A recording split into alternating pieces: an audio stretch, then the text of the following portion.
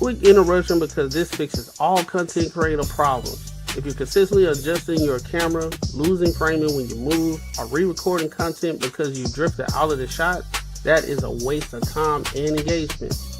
I started using the OBS Bot mini camera and it eliminated all of that. It uses AI auto tracking to follow you in real time, keeps you perfectly framed, and delivers clean, professional video without extra gear or full studio setup. Whether you're streaming, podcasting, or on client calls, this makes you look locked in and polished automatically. Stop fighting your camera and focus on your message. I dropped the affiliate link in the description. If you're serious about content, this is an easy upgrade. As you can see, I'm testing out the camera and everything, and it's working out pretty well. Hit the link, get yours. Yo, what's good? Welcome to another show with the Banter and Barter Show. I got the crew here with me. I got my dog Marcus. I got my guy Unbiasedly Raw. My dog Macaroni. He'll be here when he pop up in here. You feel me? What's poppin', twin? How's it going? Hey, What's good with y'all, bro? How y'all feeling? Yo. Good, man. Good for a Tuesday.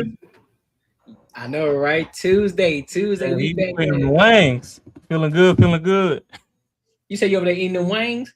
I said he waiting on the wings. Oh shit. Hey, you know what's up? 10 o'clock, baby. What's the word, Lupe?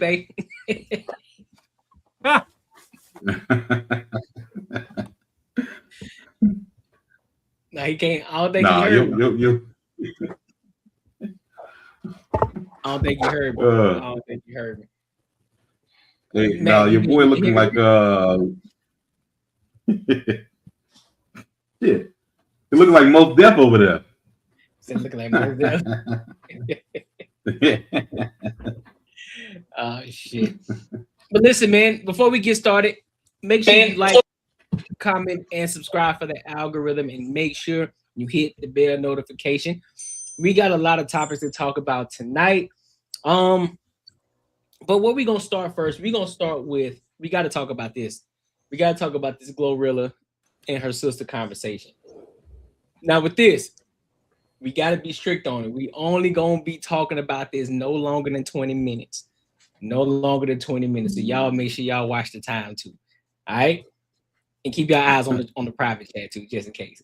All right. So let's go ahead and get into it. I'm gonna play two different videos. I'm gonna play the original from her sister, and then we're gonna play the video of Glorilla talking about the situations where she responded to it. All right. So let's go ahead and rock out. She's not obligated to do shit for nobody. That bitch is obligated to do shit for all of us. Fuck, that hoe obligated. Fuck. Oh, geez, that hoe obligated to do something for every last one of us. We sitting this motherfucker eating canned beans and shit. On the floor. So literally taking baths out of bottles of water, bro. Literally taking baths out of bottles of water. Lights off. Fat ass rats. Roaches, all types of shit. How she ain't obligated to do shit for us? But you want to sit here and talk about our struggle. How the fuck she ain't obligated? That hoe is obligated. Stupid mother. You know that. And this is Glow responding.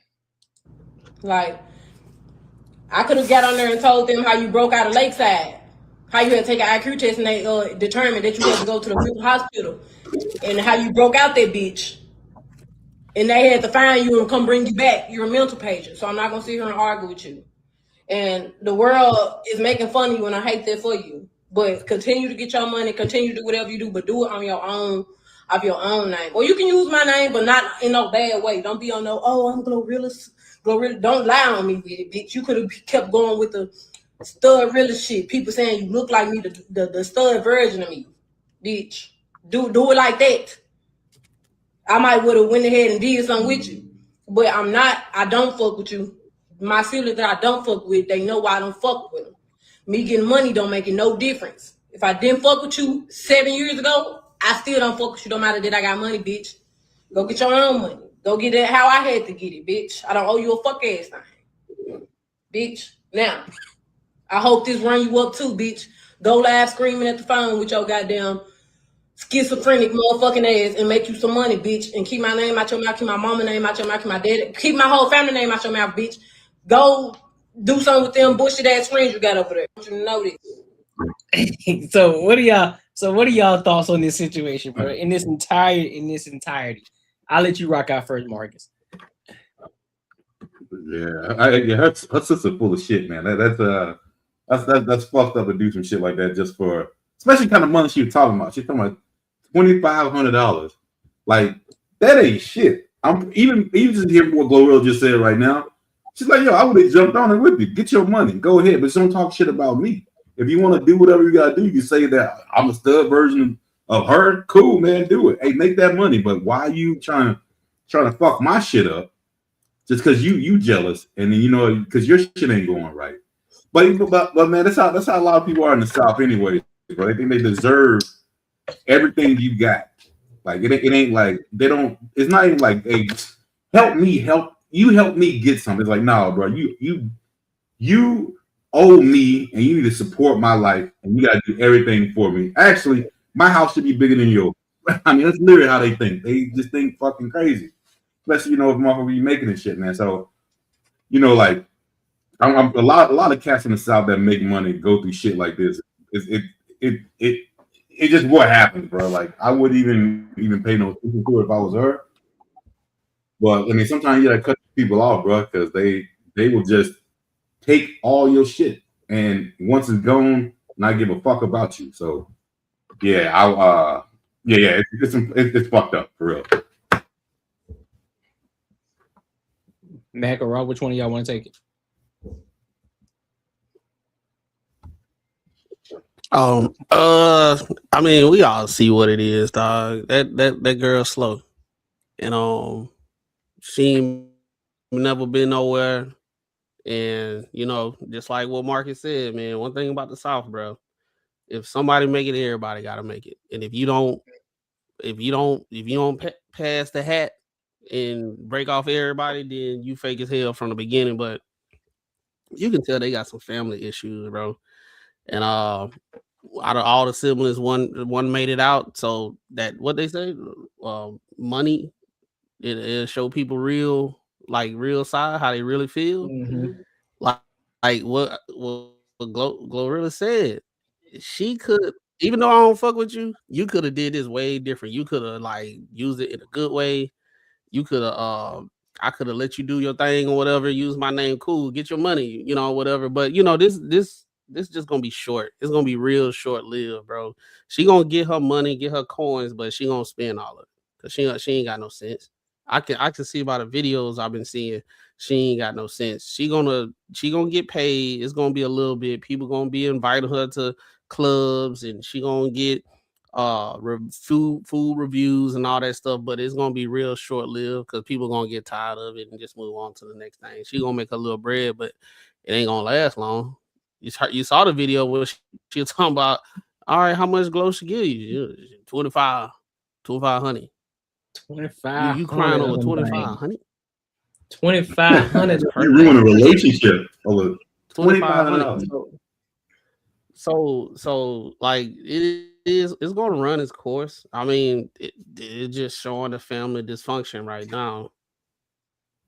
And she do look like Glorilla, like the stud version though. Like if Glorilla went the other way, how she was gonna look.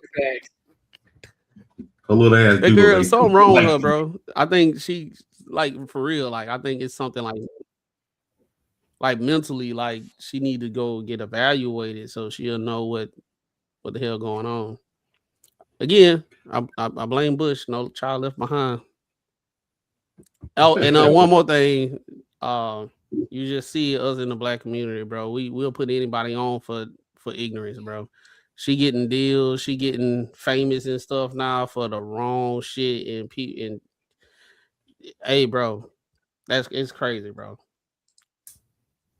No, I agree. Rob, what you got on there, bro? This is what dick deficiency look like. So I gotta lag. Am I lagging? Nah. Yeah, no, this just look like supreme dick deficiency when you replace natural dick with silicone and you get that microplastic poisoning. This is what becomes of it. Nah, Timu dick. realistically, the thing is, the only person glow, if you want to say O's, is her parents because they brought her here. Outside of parents, motherfucker don't owe sibling shit. Y'all got the same 24 I got. If we slept on the same roaches and motherfucker, when you was tired of sleeping on roaches, you should have got your ass up and did something with yourself. Don't come begging me for shit now that I done made it, because you don't even know if I really made it like that. Just because you see me with chains and all that, you don't know what I done bought or what got fronted to me. I mean, shit, we all done seen years later all these celebrities that we grew up listening to from the 90s and stuff talk about how they deals was bad and everything you seen them with was in their contract and they was getting charged for it. Motherfucker done bought a new car, but you know, the money was coming out of their deal. So now they got to drop 3 more albums and they keep finding ways to sneak shit into it. So just because it look good on the outside don't mean it's good on the inside. And hell, if I buy you a car, what, she was complaining her she bought her dad a car and it ain't got no gas in it. I'm not responsible for the gas in your shit. When you want to go get you some hoes, nigga, put some gas in your shit. Would you want me to come fuck them with you too? Like, what the fuck going on? So, yeah, this is just somebody that's bad for business and out here crying because they ain't got no hustle to go get nothing on their own. And realistically, if she had beef, she should have had beef dolo by herself, not drag the whole family into it and tell everybody business. We didn't need to know that mama was working at FedEx. And even then, I forgot what celebrity it was, but they said they already done fronted her to 25. Shit. I forgot who it was that fronted it. Was it the baby? No, it wasn't the baby. Nah. It was somebody with a T. I know it ain't Trey Songz, but like, was it Troy? No, not Troy Ave. One of these with a T. I don't know. But let me ask you a question though. Do you think that she's obligated to pay the parents too? No. You ain't obligated to pay nobody shit. But out of the goodness of your heart, if you appreciate that they looked out for you when you was down and out when you was growing up, you understand the situation that, you know, you couldn't get everything you wanted, but all your needs was provided, being that you had to split with 9 other people. You know, I do feel it's noble for you to reach back and bless them with a little something, but you're not obligated. It could be big fuck you to everybody if that's how you feel, but you should be humble enough to where it's like, oh, okay, you know, y'all brought me here, y'all didn't abort me, y'all ain't put me up for adoption or nothing, y'all took care of me. Yeah, it was slim pickings or whatever, but you know, y'all kept me healthy to the best of y'all abilities. So now that I'm of some means, you know, I'm gonna make sure that you ain't in a damn senior living home somewhere. I'm always make sure that you comfortable till, you know, time for you to go in that box and going back in the ground. But that's about it. That's fair. That's fair. Yeah, I don't think the parent, I don't think it's obligated, just like what Ross said. Yeah, it's just like, I know if I was to make it and everything, I'll break my parents off, just alleviate, you know, some things, something, and pretty much put them in a position where they ain't got to worry about nothing.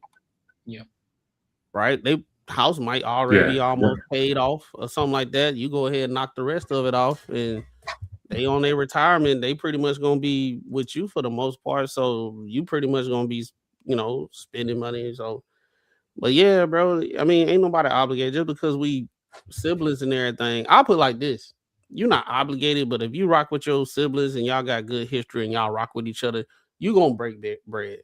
Fact. It's a reason why it ain't no bread being, bro. You can see it. This is years and years of turmoil and hating on each other, and they probably been fought before. You can hear the disdain that they got for each other, bro. Yeah, that was just some cloud shit. You definitely tell you close. But the thing is that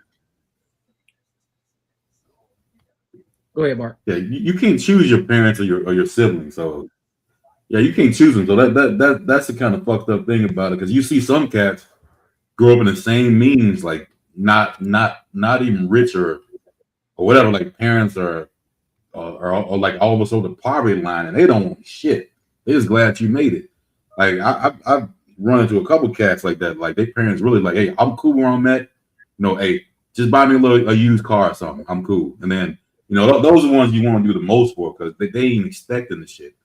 Well, those are the ones like like I said, I've seen it before where some parents will like literally that is their retirement plan. They don't give a fuck about their kids. The one whoever makes it, they're like, yo, as soon as this motherfucker get through it, I'm quitting my job. I'm doing all this. Now it's time for me to live fat.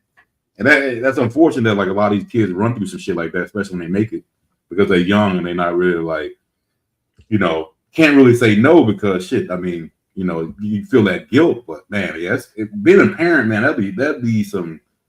I don't know, like I definitely wouldn't want to be in that situation where my kid was make it that I'm gonna sit there and expect them to front my lifestyle. You know what I'm saying? So again, you can't choose them. Yeah, I agree. But I agree with what Max said earlier though. This is a number 15 minutes of fame. She gonna make a little money off of it. Then people gonna get tired of her. We ain't gonna hear from her ass in the next 2 weeks. Then it's gonna be on to the next thing, bro.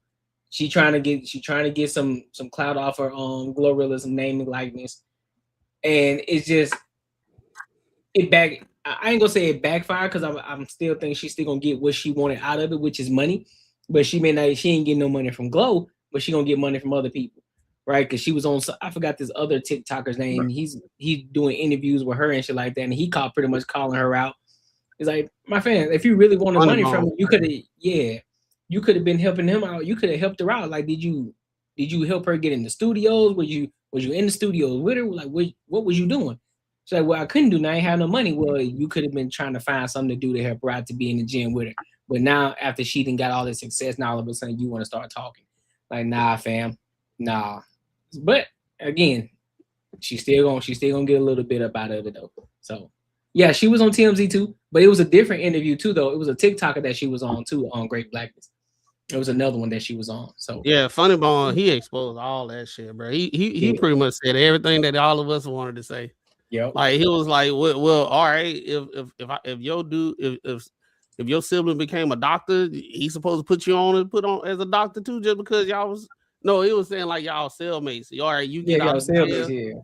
You get out of jail and you was on the cellmate. Y'all was sleeping on the same cell. He get out and you make it. You supposed to put some money. She was like, nah, that's different. They ain't blood. It's the same. It's the same concept. It's the same exact concept. Like, but the thing is, you ain't put in no work with her though. So you just because you laying there don't necessarily mean you deserve anything. It don't work like that, bro. It don't work like that at all.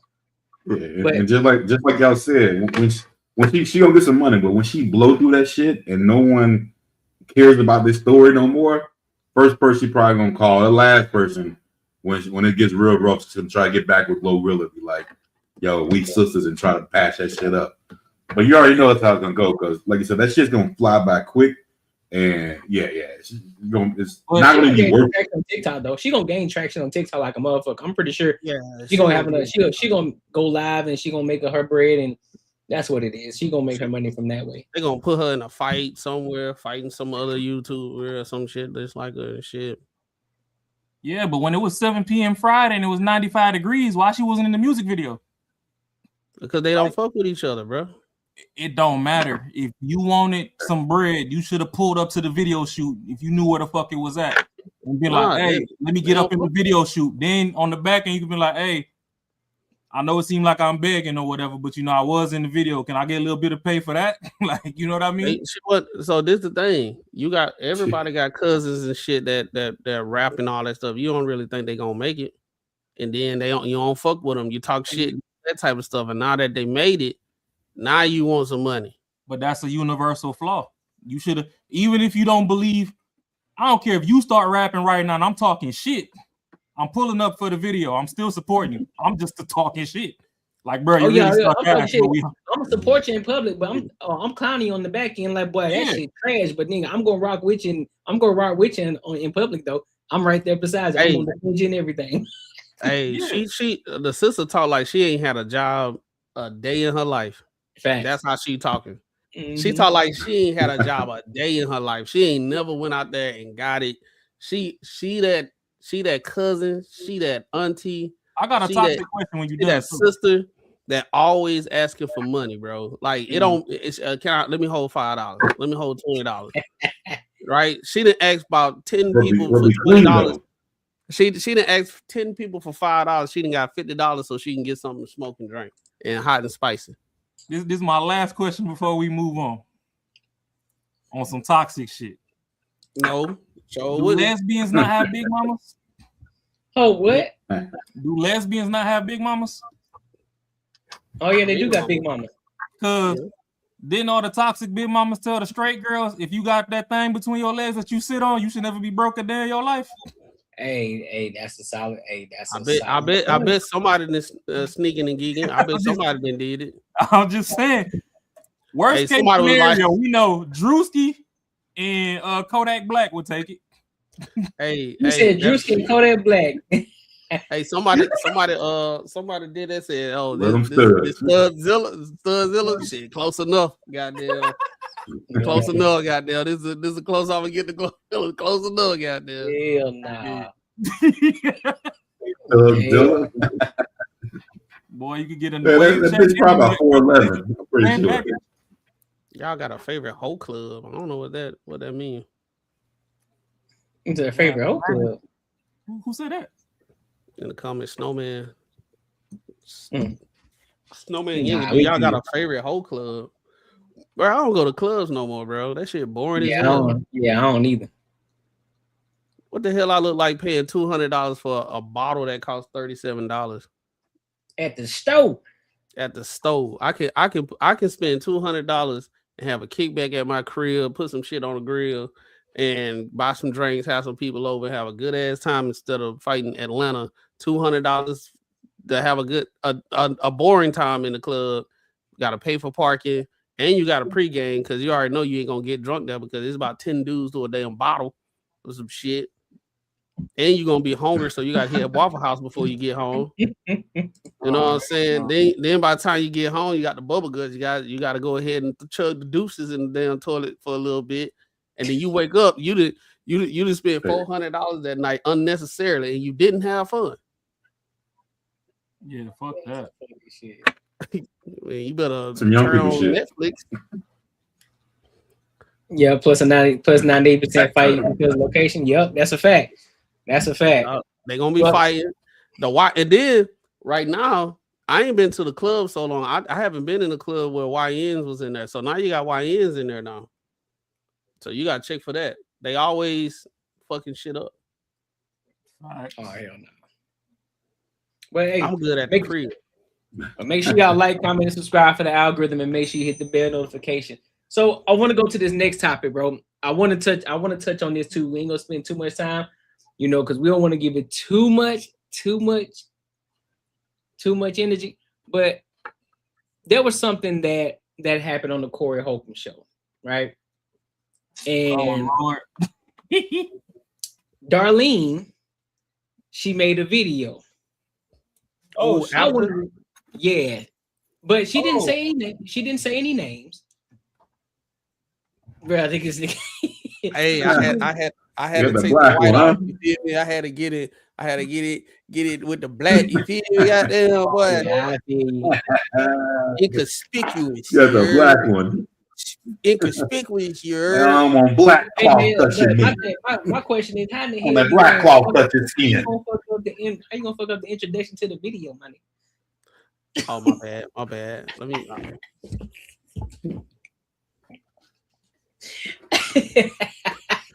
He said, "Let me cam off."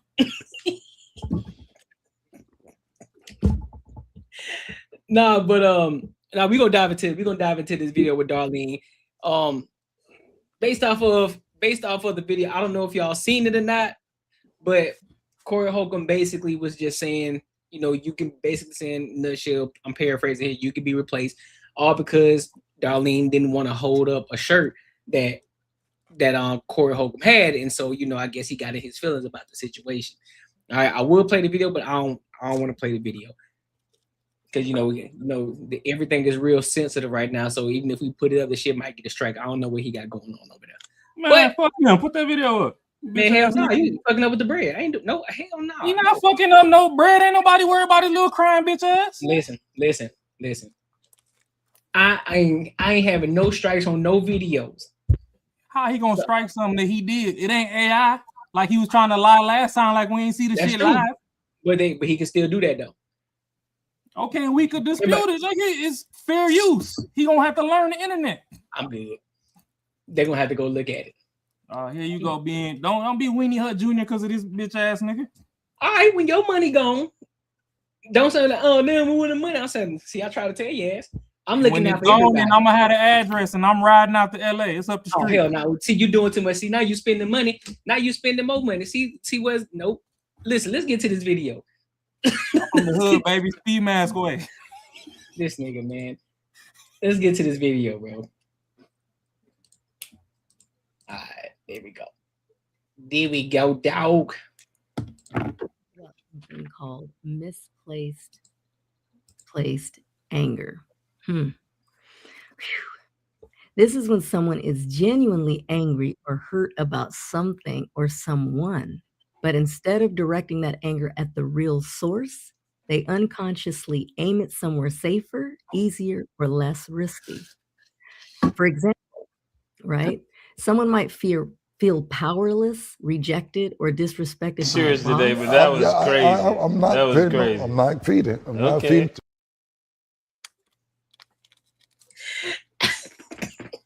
Bro, I'm sorry y'all for the video, but I caught the boy Mac over there slipping. I caught him over there slipping. Oh, Lord. I caught him slipping with the partner, with the little, what you call that shit, the sour or even life itself. But they don't feel safe expressing that anger there, so it leaks out all over the place toward loved ones, strangers, or even themselves. The anger is real, the pain is real, but the direction is off. Understanding this helps us stop taking everything personally, and it also helps us ask better questions. Like, what is this really about? Or what might be underneath this reaction? It doesn't excuse harmful behavior, but it does explain it. And that awareness gives us more emotional clarity, healthier boundaries, and a lot more compassion for ourselves and others. Here's what it often looks like. Snapping at a loved one after a bad day with the boss or work. Being irritated at strangers when you're actually grieving, you're hurt or scared. Getting angry about small things when something big is unresolved elsewhere. Or criticizing others for traits that actually mirror our own pain or insecurity. We're all carrying more than people realize, and most of us are doing the best we can with what we were taught or not taught, right? A little awareness goes a long way, so be gentle with yourself and mindful with others. When someone is consistently dissatisfied about things like cleanliness, routines, or not getting their way, the issue usually isn't the surface complaint. What's often underneath is a need for control when they feel powerless somewhere else, chronic frustration, resentment, or entitlement, anxiety that shows up as rigidity, emotional immaturity or poor coping skills, a belief that their discomfort is other people's responsibility. So instead of managing their own feelings, they offload them onto people around them. Now, here's why understanding it matters. Because when you recognize displaced anger, you stop taking things personally that aren't actually about you. You can pause and ask, what is this really about? You gain more compassion for yourself and for others without excusing harmful behavior. So if this message helped you understand someone else better, great. If it helped you understand yourself better, even greater. Just remember, empathy doesn't require self-sacrifice, and understanding doesn't mean tolerating behavior that harms you. You're allowed to be compassionate and protected. What do y'all think about this? What do y'all think about that? I think Darlene is dope, and I forgot who it was who said it. Oh, what's that comedian name? Him and Corey was beefing not too long ago. Who, Marcus? No, not Marcus. After him, he Marcus' friend, mutual friend. He a comedian.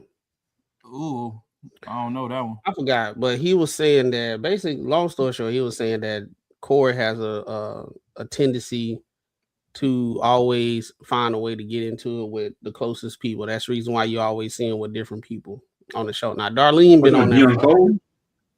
Not Deion Cole. He interviewed I forgot his name. But I think this is what it is, bro. And Darlene been there from the jump. So it's like I understand sometimes doing it so long, y'all people gonna clash. But I think that shit with Corey, I think everything she said in the video was right. That displaced anger, right? He getting hit from like he got the Anton situation. He got the girl saying stuff about, all that stuff. He had a case. He got all this stuff going on at the same time. And I think he was feeling froggy, bro. Long story short, he need to check himself because like if Darlene gone, bro, that's the ammo everybody need. That's gonna be the nail in the coffin. He can't even say nothing. He can't even defend nothing after that. If Darlene go, bro, it's done. Like, but I don't think she's gonna go though. Yeah, I don't think she's gonna go. I look at it like it's almost like you ever had that butthurt friend that his girl fucked up on him some kind of way, and maybe you're tied with her with maybe your girlfriend, they're all friends and shit, and he wanted you to say some bad shit about her or do some fucking crazy shit. You're like, yo, man, you need to chill the fuck out. Like, chill out, man. It's like, but this motherfucker gets so butthurt because what happened to him, he tried to drag you down into it. It's kind of seemed like one of those situations. Like, you know what I mean? Like he's on the side to where, but the thing is, he calls this shit. It wasn't like someone fucked him over. He calls it. He did it.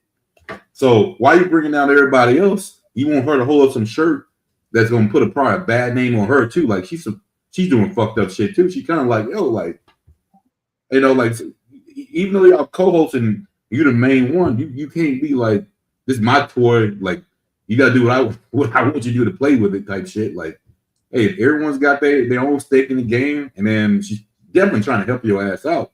So I'm pretty sure whatever that was that he was trying to hold up was gonna be some foul ass shit.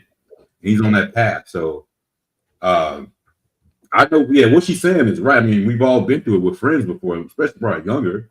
Like I said, like someone got butthurt about something, they want you to do something that you had nothing to do with. And then at that point, it's kind of like then you get that threat, like you ain't my friend no more. All right, man, fuck off there. Yeah. Ryan Davis. It was Ryan Davis. Oh, Ryan Davis. Okay, got you. For me, for one, I don't know why we scared to show the video. Fuck that bitch ass nigga. And I said it, and I stand on it. Anything I say, I stand on that shit. No.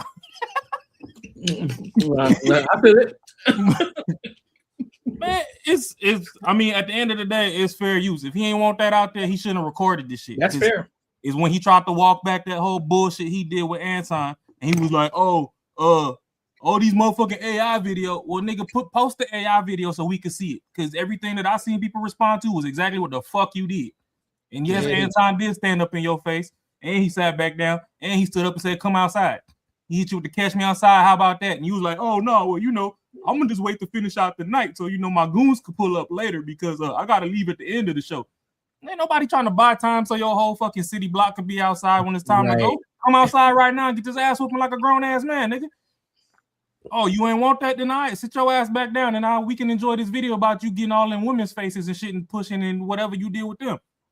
Push, mush, slap, I don't give a fuck. And he changed the thumbnail, so it's like you can't. Yeah, it's fair use. He edited it. He put it out. Changed the thumbnail, but then you added somebody that pulled up for 5 seconds to the damn description. Because light skinned nigga pulled up to come fight or whatever, he wasn't there for all of 5 minutes, and he went back to his pod that he was doing way up the way anyway. And you put him in there, Craig or whatever. But as far as this situation goes, I done seen the shirt because the shirt was on his merch store way before the episode even dropped.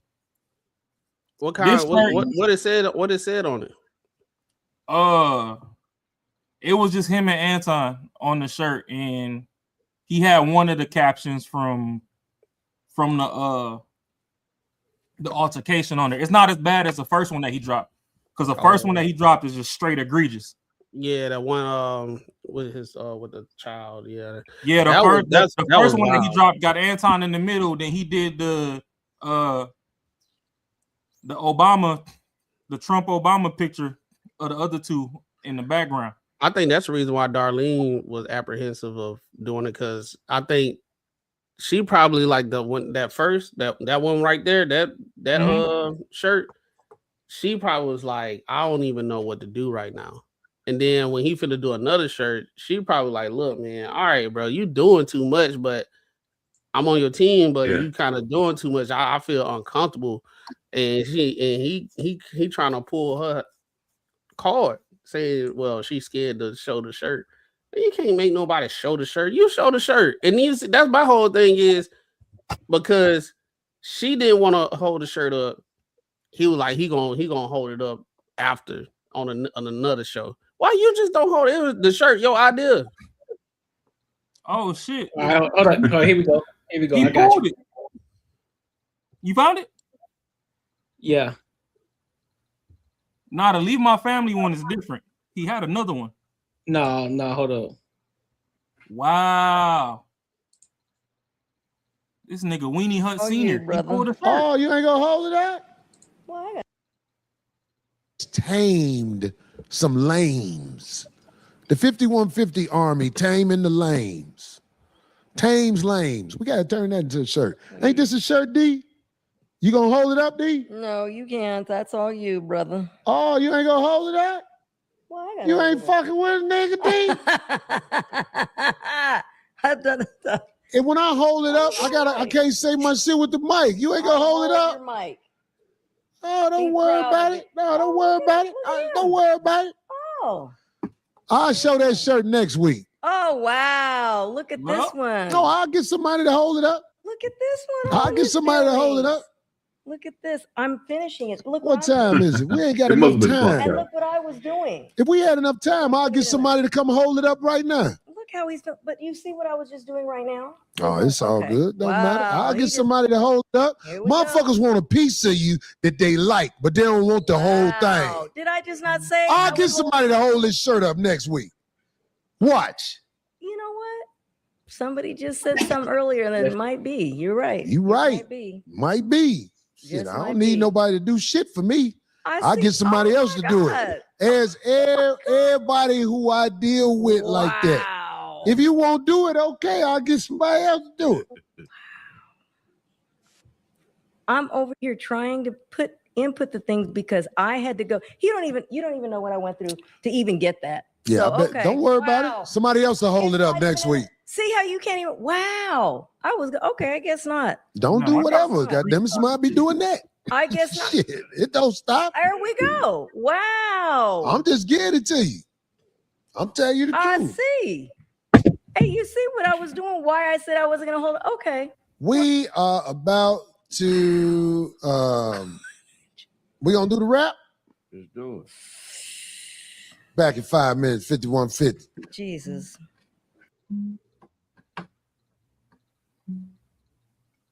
Oh, that's Darlene. Yeah. That's some bitch ass shit, bro. Hold on. I feel like she left. Hold up. I hear that a lot of people don't know that, but we ain't said that in a while on the show. Yes. 5150 is crazy. I called this the 5150. Oh, she left. Well, I don't know if she stormed out or no shit like that, but she definitely left there. But hey, so the shirt, it was like him and AD like in each other's faces, but it was characters. It wasn't like the actual people. So you know how like it got AD looking like an archaeologist on the other shirt.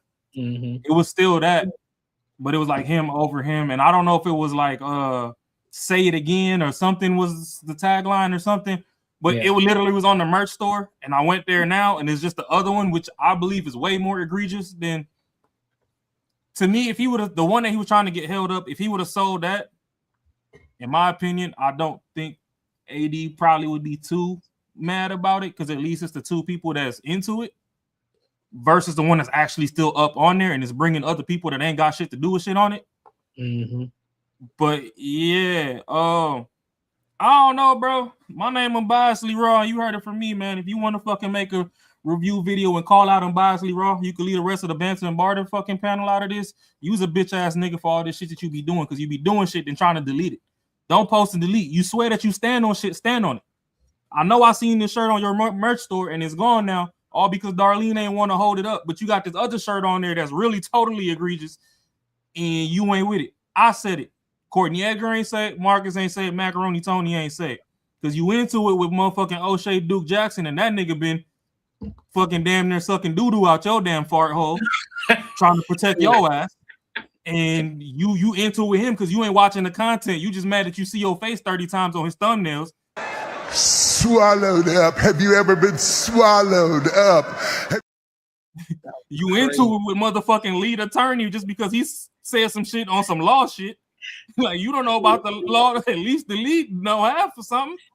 You into it, Kevin Samuels, God bless the dead, talking about all these people moist because they rock with Kevin, but you do the most moist shit, and every time you talk, every 7 sentences, you can't complete 7 sentences without bringing moist people into the shit. So what's really going on with you, bro? On some real shit, like not even to be funny at this juncture. Like, we appreciate the jokes, you know. Everybody want to go spend a little money on the hood rat and get some head or whatever when times is tough. We get it. That's why the hood rock with you. It's funny, you know. Lil Ada Mama needs some money on the lights too.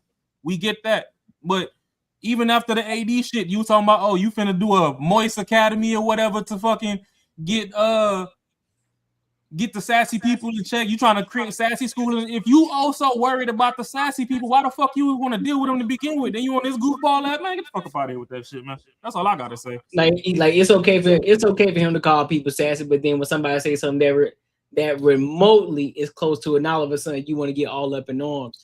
You had a whole bunch. Listen, I'm going to continue to keep talking about it. I know there's, you got all these so-called, listen, bro, you a grown man, you supposed to act out this way. Listen, bro, understand something. I gotta call a spade a spade. If you gonna come at somebody a certain way, I'm gonna need you to hold that same exact energy that you hold against those women. The same energy that you came at with Darlene during that time when Anton was there, and that same energy you had with that old chick that we saw in that video. Where was that energy when Anton was there? It ain't even about who's hood. It ain't about who's gangster. Ain't nothing. We ain't talk about none of that because we ain't talk about who's hard, who ain't hard. At the end of the day, you say you a man, well then stand on it, bro. Don't go at no woman like that. You should, if anything, you should back down from the woman aspect. And then if it's a man coming at you that way, you should have already been ready to go, especially when the invitation was there. So why he keep trying to bring in third parties? Ain't that the same person he told to sit down when two niggas is into it? Well, nigga, you into it with the niggas. She's sitting down. She not gonna hold the shirt up. This hypo. What's up? What's up, big dog? But yeah, bro. And then on top of that, to take it out on Darlene, and she been rocking with you this entire time. Like, and I get it, regardless of what, man, you know, that's how we do it on the 51 to 50. Nah, big dog. Nah, not like that. Not like that, you don't. And I stand on that shit. That shit wild, bro. That shit is wild, bro. But hey, anybody got any final thoughts? Hey, Marcus, hold on. That camera looking kind of different, big dog. Hold on. Yeah. All right. Hold on. Shit. Hey, y'all can hear me now? No, you sound like you in the garage, but we can see you, nigga. Oh shit, bro. Hey, this man Marcus, he always have one or the other, dog. Hey, it's either one. Hey, at least now this shit won't be choppy, y'all. Hey, the nigga mic on Ant-Man, camera on Thor now. Your mic, you just got to change your mic setting, bro. It sounds like you got your mic on your computer instead of your the microphone. God damn. That nigga Mike in the fifth tank with Dorothy. Figure it out, man. Anyway, Hey, anyway, bro. It feels good not to be all choppy and shit. Yeah, I know. I'm telling you. But now we just gotta hear you now. No, I gotta, That's the difference. Hey, we'll get Yeah, it we right. can damn near see your neighbor's house with this camera. You ain't lying. Hey, can She you look like you in a whole new place. Right. bro? Yeah. I didn't even realize you had a TV on the wall. Hey, oh, shit. Hey, watch out for that fuchsia color though. Gotta watch out for that fuchsia color, player. But you got any final thoughts on this, bro, before we move on to the next topic? No, man, no. I think y'all nailed it. That's pretty much what it is, man. He fucked up big time. I mean, if anyone could take any sort of like lesson from this shit, you were not invincible. Even though like the shit that he was doing, I mean, he had to know. I know he's a comedian. I know like in the comedic world, bro, you can say whatever the fuck you want to say, and people shouldn't get offended. But bro, when you do some shit like this, then you start hitting at somebody's kid that ain't a comedian, and you're doing something totally different. It don't like transfer into that world. Like not everybody, I mean, is untouchable, and you can see he's crashing out. Like I said, I like the motherfucker as a comedian. So, bro, I don't know. I mean, yeah, I think in his best interest it would be to fucking humble himself, to fucking just say, yo, bro. Yeah, if you say he fucked up, I don't think it'll fix shit. So, yeah, man. Now, yeah. Seven Gate, Seven Gate was good. My bad, Mark. Yes, Seven Gate was good. Yeah. Yeah, I ain't got nothing else to say because you talk a little too much and he getting his feelings. He gonna need it depends. Hey, Bad Bunny, it was good on TV. I feel sorry for the people that was at the Super Bowl, bro. I saw the view for the people that was at the Super Bowl, bro. They couldn't see shit. Oh, because all the bushes and shit? Yeah, dog, it looked like they put up a music video in the middle of the field and everybody was just watching a music video being taped and you couldn't see shit, bro. On TV, dope. If you was at the Super Bowl, a waste of a halftime show, bro. I ain't gonna lie. Man, halftime for you to go piss and shit anyway, so they be all right. I mean, they spend a lot of money. I got a question before we move on. What's up? What was y'all favorite commercial? Oh, my favorite commercial was Ben Stiller, bro. Ben Stiller was funny. Ben Stiller was funny. Because that one, it reminded me of like how Super Bowl commercials was supposed like how they used to be. Yeah, these new everybody's so scared to offend people and stuff. It's hard to create, and now it's twofold. It's hard to create stuff because people get so offended, and then you got the new age of like commercial creators or marketers that was raised and already in the mindset. They don't think they ain't got the same kind of comedic kind of timing as like the people back in the day used to make. Like they used to do some crazy stuff back in the day. It used to be funny. Like everybody used to just sit up and watch. Now everybody don't care because they already know it's gonna be some bullshit. Yeah. Now that Ben went crazy, but for me, my favorite joint was the 50 Cent DoorDash joint. Yeah. Oh yeah. He crazy. Hey, not only is he petty, but how legendary do you have to be to have a company pay you to promote their shit, and in the middle of promoting their shit, you promote your shit? That's just dope. That boy is good. He still pulled that yak out the bag at the end. Yeah, he did. He had to. He done roasted by 3-4 of his ops and still pulled the yak out the bag. Like, yeah, and it's brown says cognac. I was like, nigga, ain't no way. I was like, yo, I was like, bro, how did they clear that? Like, damn. Hey. They're probably getting to it, bro. Like I think it's gonna get back to it. That's how you know 50 about to be in a pipeline. He's gonna be making a lot of money. Yeah, that's how you know. Yeah, because you really can't. He talking about a whole bunch of people, but yet and still we haven't heard anything come out about him yet. And I'm still saying yeah, but we haven't heard anything. And he going at everybody's head. Can't too much come out when you really that nigga. That's a fact. That's a fact. Because the thing is, if you want to drag it to hell, you're gonna realize real quick that it's levels beneath hell. 50 gonna take it there. They're gonna take you right there. You like, you want to go there? I say it's like in the way he do it. It's like he know what the outcome gonna be, and he just do the plan. You know how people like, I'm gonna do this and see what happens. No, it's like he methodical with it. It's like it's gonna happen exactly how he thought it was gonna happen. Like, but at the same time too, how do you beef with somebody that came in the game and on his first tour into the game, he fucked everything worth hitting just off jump? Yeah, true. That man came in and plugged every bitch hole that was worth plugging. For round one, he was like, all right, now calm down. He was like, I'm tired of seeing y'all in the magazines. Let me see what it's hitting for. All right, we all good now. I got out my system. That's a fact. Well, look, let's go to this. I want to go to this next topic, bro. I want to talk about liberal women versus conservative women. And this one is, and the question that's being asked, or the one phrase, deodorant and one don't. Nah. This phrase says, there's no shame in having a high body count. There's no shame in having a high body count. Now, this video is a little bit longer, so therefore, you know, we're going to give our opinions and thoughts in between if y'all need to pause. All right? So let's go ahead and rock out, because, yeah, this is kind of... Cordy, can you, like, put the speed, like, one time up? Yeah, I got you. Like on the video. 1.5 or like 1.25? Yeah, I got you, pimping. Now, I understand how women, when they get to talking, boy, they can talk fast. We might have to slow it back down. Yeah.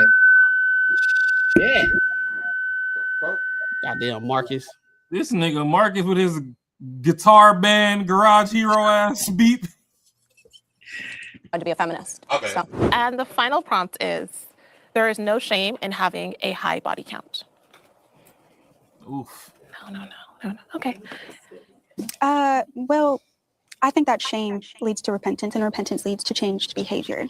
And so having a high body count, like, for example, I talk to people in my community, in the Christian community, and I speak with people, and the women that do have high body counts, they tend to struggle with like BPD, borderline personality disorder, other personality issues, comparison, even struggling with being satisfied in the bedroom with their husbands because they had so many other sexual partners. So I do think that there should be shame. I think there should be shame if men are sleeping around. I will say that there's accountability for that too. That's not right. So, but this is like our Christian beliefs. So in my Christian beliefs are both of us should be waiting until marriage. So yeah. Well, I want to address the statistics there, because people with higher body counts do show higher satisfaction in relationships. Specifically, also like couples who have more sex over time experience happier sexual relationships like that. The other thing, I want to make sure that we're getting the causation right here. Women or people with BPD struggle with higher impulsive sexual behavior. It's not people who are more sexual struggle with BPD. I want to make sure we're not like saying this thing is causing like high sexual behavior is causing BPD. It just happens to be that this group of people, that's like saying that people who have like hallucinations struggle with schizophrenia or whatever. We're like, okay, well, yeah, you're going to look at a population that has a high level of that and say, oh, well, they have high levels of this. Well, yeah, that's like the population you're looking at. That's like saying also that men happen to be more suicidal, and then saying like, oh, it's a thing with men. She just defeated her whole argument. She did. Yeah, she literally just defeated her whole argument, because they are talking about the subgroup of women that got a high body count, and she tried to do a correlate to people that struggle with schizophrenia. Okay, yeah, it's gonna be higher people that have hallucinations. That is the main point. She did. See, that's how you know they just be talking, bro. They don't even be thinking. They can't even do analogies right. I ain't talking about all women. I'm talking about the far liberal type women. Yeah. Like, it is just the fact about being a male that makes you more suicidal, which is not true. That, like, you're getting the causation kind of mixed up. I want to make sure that's very clear. I mean, I feel like I'm going to speak from a whole different type of language, where I think that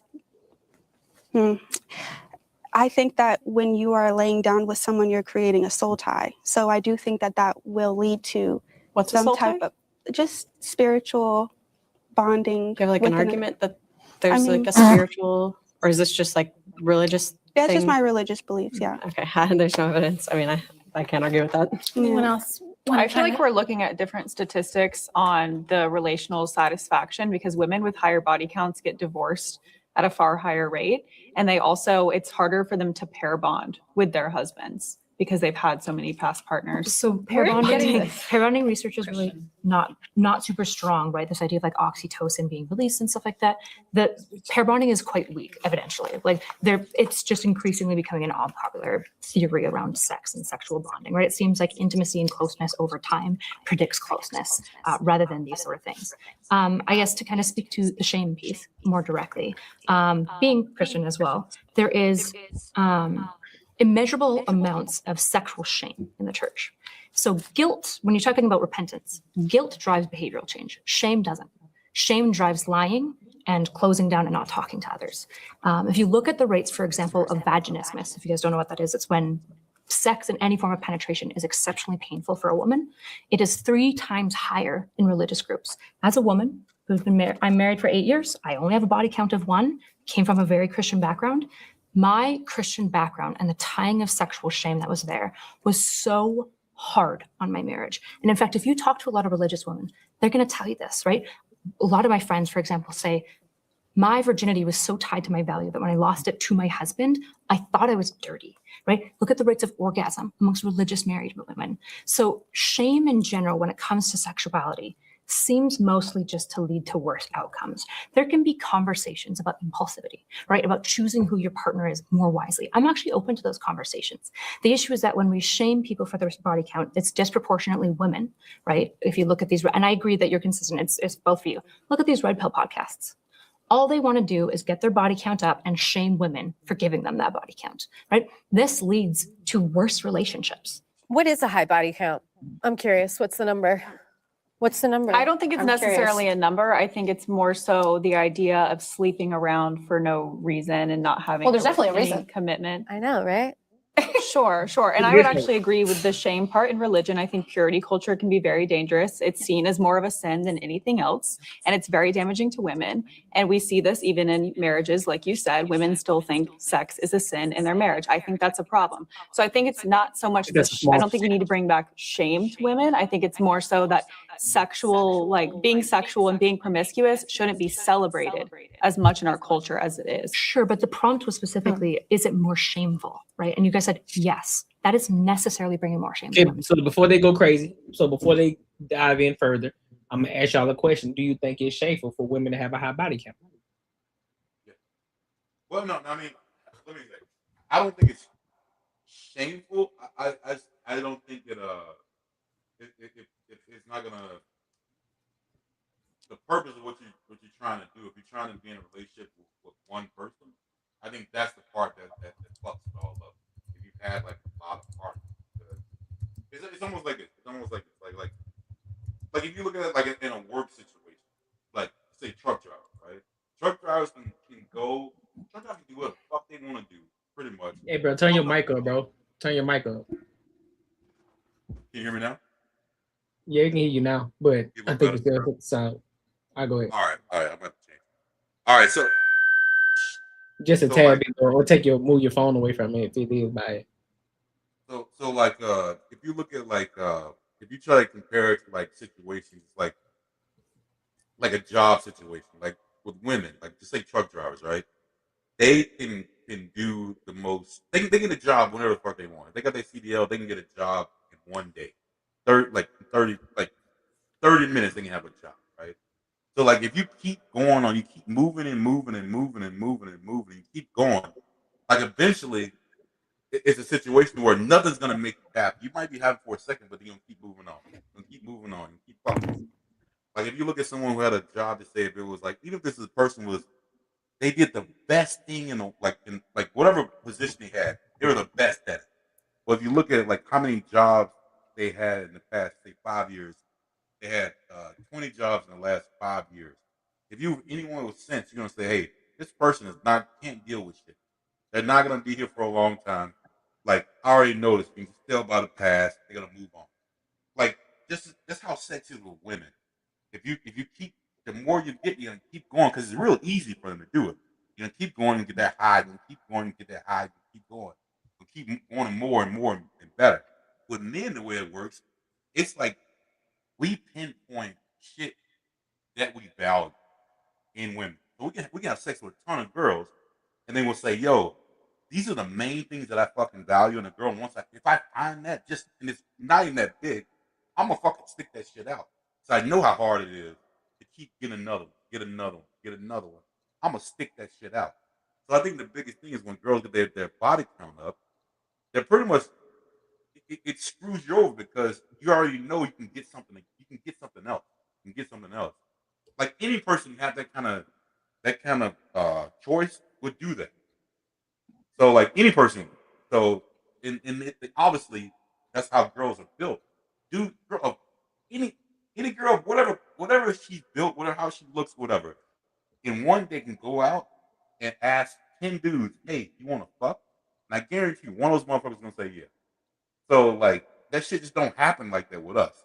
So the body count ain't. It's not the it. It's not the it. It's just it's what comes with it. You know what I'm saying? It's not the ick shit. So, to me, when I look at body count, I look like, yo, if it wasn't just me, I don't really give a fuck. Like the count don't matter to me. It's just that what I gotta deal with if you had a lot, and I don't want to deal with that. So that's kind of how I think that's how it works.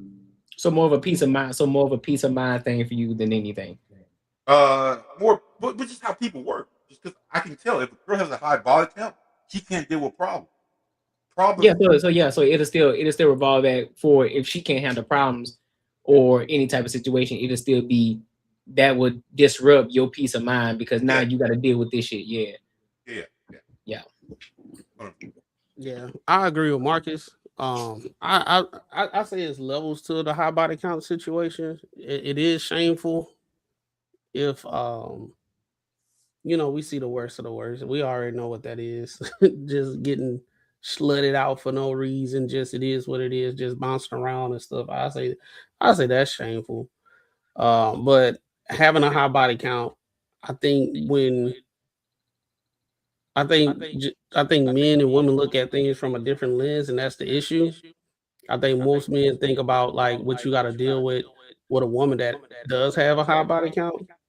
Like, yeah, you've been doing a whole bunch of stuff. Yeah, okay, we don't know exactly the number, but I can tell. Just like that conversation we had the other day, Courtney. Like, we understand. Like, we can 9 times out of 10, if we out, we can see if a chick, she probably got a high body count. She probably out there. We ain't gonna say high body count, right? And that's another thing. People when y'all watching these podcasts and all that type of stuff, and y'all hear these keywords, majority of the time these keywords are talking points that's on YouTube. We don't use that outside of it. It's just a summary so we can understand what's going on, so we can have the conversation. So submissiveness, high body count, this, that, and third. Men don't be out there. I bet she got a high body count. Oh, right. I can't fuck with her. It's not that. It's just like I bet she going. I can tell how she move. I can tell how she walk. I can tell how I didn't just saw her all in about 4 dudes' faces. She too comfortable getting in men's faces, like the men that she actually don't know and stuff. Or if you do know that many, goddamn, you know what I'm saying? Like, but the chicks with the high body count, a lot of times, just like Marcus said, they are not the ones that's going to stick out. They're not going to stick for the long run when it comes to relationships because they can't handle difficulty.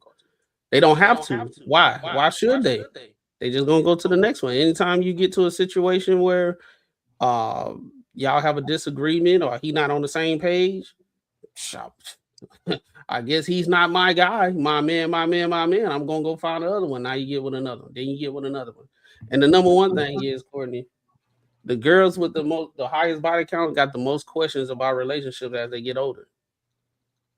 They always asking why this, y'all men. And then when you hear their rhetoric, like how much experience you got with all these type of guys, and it sounds like you're not good at discernment or vetting process because every time you talking about men, you only talk about negative stuff. You got the Derek Jackson syndromes where we can talk about one man and we'll say, well, he's a good man, and then every time we say, yeah, that's a good man, these are good quality, but he can still cheat though, and then he'll do this and that third, and they'll run off. They'll go universe 7. You know what I'm saying? So it's like that's how you know they got that's another thing. You know how they got a high body count because they tell on themselves. One thing, you let women talk long enough, they gonna tell you everything you need to know. You hear women all the time talk about, I done had the broke man, I had the average man, I had the high value man, I done had all of them. I had the short, I had the tall, I had the buff, I had this, I had that, this, that. They'll say they had all that. Somebody echoing, bro. Huh? Somebody echoing. Somebody echoing? Yeah. Oh, well, yeah, but yeah, bro, like I wouldn't say it's shameful, but at the same time, like when we have these conversations, a lot of women kind of they don't understand where men come from. So they always want to go based off what other women say. They don't want to hear what men say. They ask all the questions. Why y'all men? What's wrong with a woman with a high body count? And then you start talking, and they'll say, "No, that's not what y'all think. Y'all think this, that, and the third." We're like, no, we telling you. Y'all just got other women telling y'all how we think. Like when you think about it in history, us as black men, we can never dictate our story. Even with slavery, Jim Crow, civil rights, even post after that, you got feminism.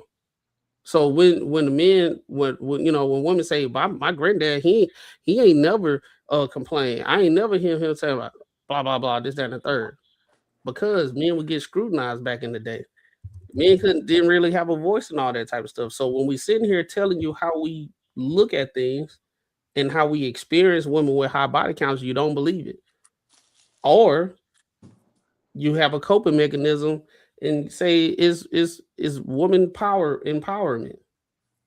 There's no empowerment if you getting passed around. I control my sexuality. No, the dude that's flipping you upside down is controlling your sexuality. That's a fact. You know what I'm saying? You doing all the freaky shit, and then okay, now you want your wrist bent. Now you want to live the soft life.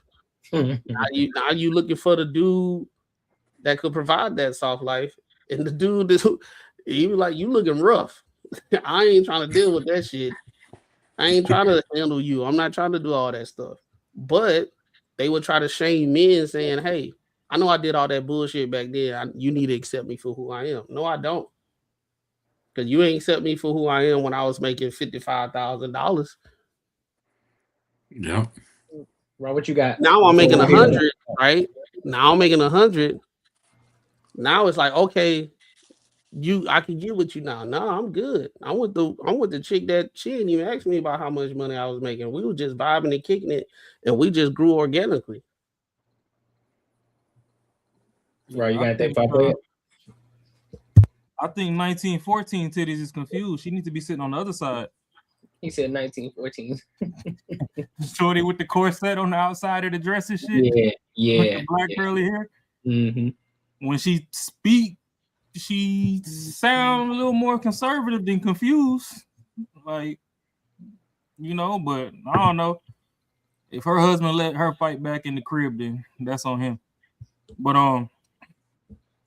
when it comes to this body count thing, and we ain't even really brought shame back the way we need to. So they over here talking about, women getting shamed and blah, blah, blah. It's like, ain't nobody really pressing the issue the way they want to press it. Because, yeah, men don't get shamed as much for a high body count, but at the same time, y'all women reward experience. So it just is what it is. And practice squad exists for a reason. And so if you want your man to be jack of all trades, well, I'm sure you ain't want him to jack off. You want him to know what the fuck to do when he there. So yeah, they gonna practice with who's for practice. That don't mean you turn yourself into a fucking practice doll and then come back and think that you deserve the world. So I believe shame should probably be on both sides realistically, because on the real, some men get a little too much cootie cat and they wild out too, and they be off the rail. So yeah, they get one whiff too many and they just burnt the fuck out. And hey, that's probably why that rainbow flag getting flown so much too. It's like There's only so much you could do. And I feel like the older people, once they went and got their damn prostate exam, they probably bit their lip the second time they got it. And that's why they done went haywire too. So, hey, the shit's fucked off everywhere. But if you want a lasting relationship, in the whole like pair bonding conversation that they were getting into, that they didn't really understand the dynamic, if you know too much, it's harder for you to focus. They don't even understand they doing it right now. Right? Oh yeah. They don't even really understand they doing it right now as we speak, as far as how you are putting yourself out there. You might got a bunch of bodies, but it's based off how you how you talking and presenting yourself. The girls on the left, they talking fast, they coping, they trying to make everything okay for it. You had the women on the right, they were being kind of more objective. They was like kind of coming to even ground on a couple things, you know what I'm saying? The other ones on the left, no. And that's why it's difficult to try to talk to people that are really not objective, because they're not there to learn. They're not there to listen. It throughout this whole, I haven't watched this whole thing. I saw clips throughout this whole thing. When the women on the left, when they talk, nobody interrupts. They let them go. I was just gonna ask the question. I was just gonna say, look, I was gonna preface it by saying, hey, I want y'all to notice something as this video continues to keep going, because you're gonna notice something about the right side and about the left side. But there's still something else that's gonna pop up too within this entire conversation, because it ain't even got to that point yet. But you can automatically tell the hit dogs and the ones that's hollering. You can tell the difference. You can tell the difference between the two. But I do agree with everybody. I do agree. We need to bring shaming back. We do. I think it's shameful. We need to bring it back in the worst way, because another thing too is nowadays they can cheat the body count by getting all these toys. Yeah. If a bitch to own more than 3 roses, I don't necessarily want her. The coochie burnt out. Yep. You can't the thing about it is, back in the day, the men wasn't really the ones that was shaming them. It was the women saying, "Hey, get out from that street." You were like the women used to say, "You a streetwalker. You a hussy. Stop looking like a hussy. Do this and look at the third and blah blah blah." You know what I'm saying? The men, they reaping the benefits if you out there doing what you're doing, right? So like the men really wasn't shaming for real. They making music videos calling you hoes and all that type of shit. But shit, the men was still shaming.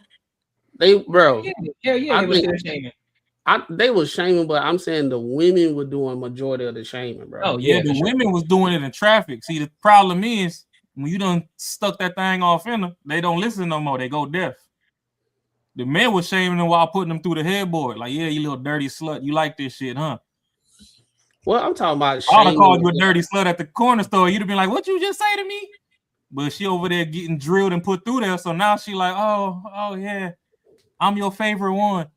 But then Monday morning when he got his suit and tie on going to work, you over here talking about, oh, why you keep talking to all these hoes? I thought you loved me.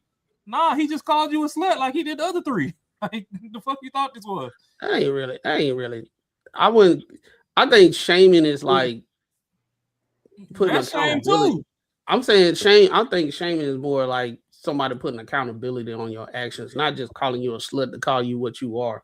I'm talking about like the women would say, you look like a hussy, you dress like a hussy, leave them boys alone, this, that, or third, and blah, blah, blah, because you're going to be looked at as a hoe. That's what I'm looking at, like shaming.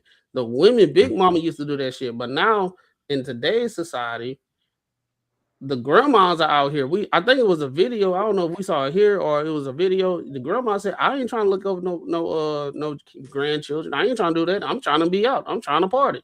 They trying to be best friends with them. And then this the thing. This is the crazy thing. This is kind of off topic, but it just popped in my head. Women shame men of trying to date 20-year-old. Now I ain't with the whole 20-year-old. I'm just saying this is an issue. They talking about men are semi-pedos because they want to be with 20-year-olds. But you got the same 30-year-old women talking about they still look like they 20. They trying to look 20. Right? I'm 30. I'm 35, but I look 20. They say I look 20. I'm 20. I still look 20. 30 is the new 20. So if a dude go actually get with 20-year-old, it's crazy. Yeah, that's true. Let me play on. Oh, go ahead. Hey, can y'all hear me though? Before Hey, can you hear? Do you still hear the echo? Nah. No echo. No. Okay. Okay. That's necessarily doing the thing you're opposed to. Okay, well, I mean, I have a yes or no. So I'm not going to say no because I don't think that being sexually promiscuous is good for anyone. So that's why I said. Okay. So I want to chime in here and say that I grew up in a very conservative religion that shamed you for any type of sex outside of marriage. What did that lead to? What did shaming people about body count lead to in that kind of religious situation? People lied about it. Here's the natural truth about humans. All of us have sex, even when we pretend we don't have sex. We are all still having sex. I don't care if it's the 1950s or it's 2025. Every person is having sex. That's just the reality of it. Some people want to have sex less than others. Some people want to have sex more than others. And none of that is about who they are morally as a person. I am a person who happens to consider myself to be hypersexual. It's just part of who I am. It's always been part of who I am. And when I was 14, growing up in a very religious church that told me that who I was as a person was bad, that was really harmful for me as a person. I was depressed as a child. I was on antidepressants. I thought something was broken in myself. And when I finally left that religion and the shackles of the shame that had been placed on me by the patriarchy in that religion, I realized there's nothing wrong with me. I'm just this type of person. And here's the deal. People who like to have sex with a lot of people, we like to date other people who like to have sex with a lot of people. And people who don't like to have sex with a lot of people should date people who don't have sex with a lot of people. And it doesn't say anything about who they are as a person or their value as a human being or how good they are. It says you're a hoe. It says you're a slut. That's what it says about you.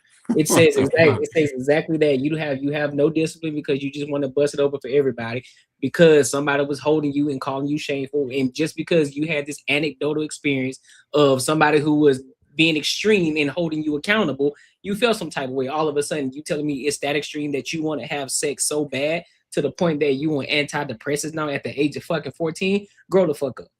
Let's be real. Let's be real about the conversation. Grow the fuck up. It's not that fucking serious. Cool. Yeah, we everybody know we're adults. People want to have sex. We understand that.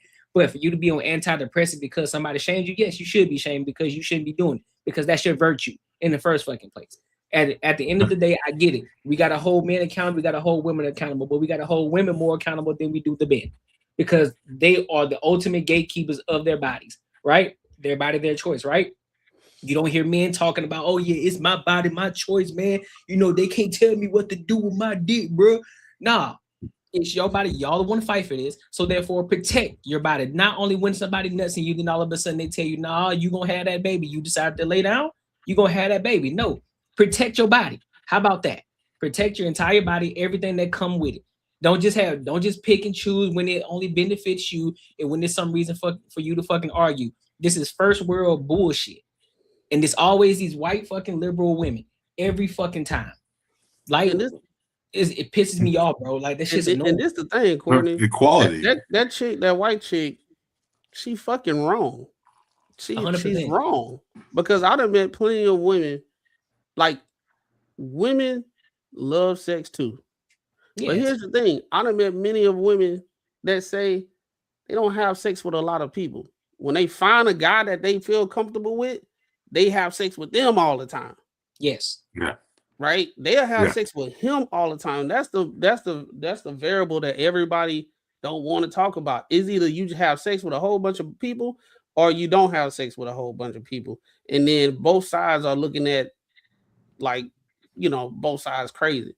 But I'd admit plenty of women, they probably had a lot of sex, but they probably had like 6 guys. Because they was probably in long relationship or a long situationship. They just smashed. Now the dude don't know what he doing, but you got a lot of women. They like, I don't care. I ain't that type of person to be riding the carousel. And then in the modern day, that's why it makes sense to ask the fucking question. Listen, how many serious long-term relationships have you been in that's over the course of, to be honest with you, over the course of 6 months? How many of those relationships have you been in? Oh, you've been in 2 of them? Okay, cool. How many people have you dated? How many people have you considered dating? And then y'all done something together, because those two things are different. Because you can fuck one person hundreds of times, and you can learn a lot from the one person, or y'all learn together, whatever the case may be. Versus, and I guarantee you, more men would be okay with the fact that you had hundreds of sex with this one person only, versus having sex with 10, 12, 15, 20 dudes. I guarantee you, the one who had sex multiple times with one person is going to be looked at far more than the other one who had multiple dudes. Cause they don't see the world how we see it. We see the girls that's riding the carousel, and we seeing how their life is. Majority of the times they don't get that end goal. You know what I'm saying? You always see them with a different person. They are the uncle that got a new dude, that got a new girl at the barbecue all the time. That's you got women that's like that. They always got a new dude who they with all the time. And then they always asking their friends for advice instead of asking the guys. Be like, yo, the way you moving, dudes see it.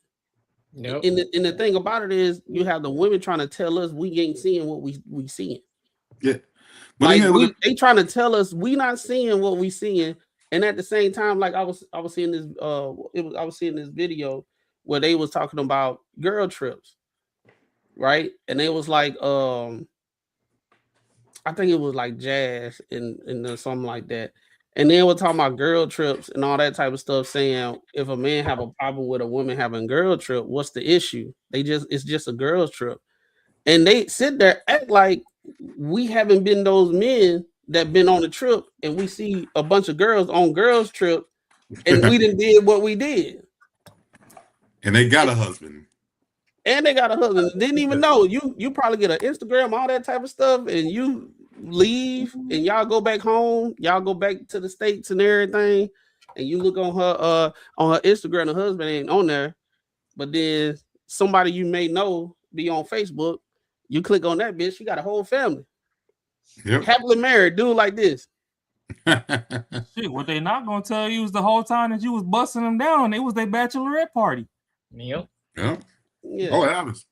So that's my thing. And then women have this thing that they think like you having a bunch of bodies does not affect you. It does. For you to even have a bunch of bodies, you already have been affected. Right? You done been affected mentally. If you're trying to sit here, you already lost when you're trying to explain to somebody that having a bunch of bodies doesn't mean something which you can something can affect you. Just like that video we said the other day. You had one woman, you had a woman A and woman B.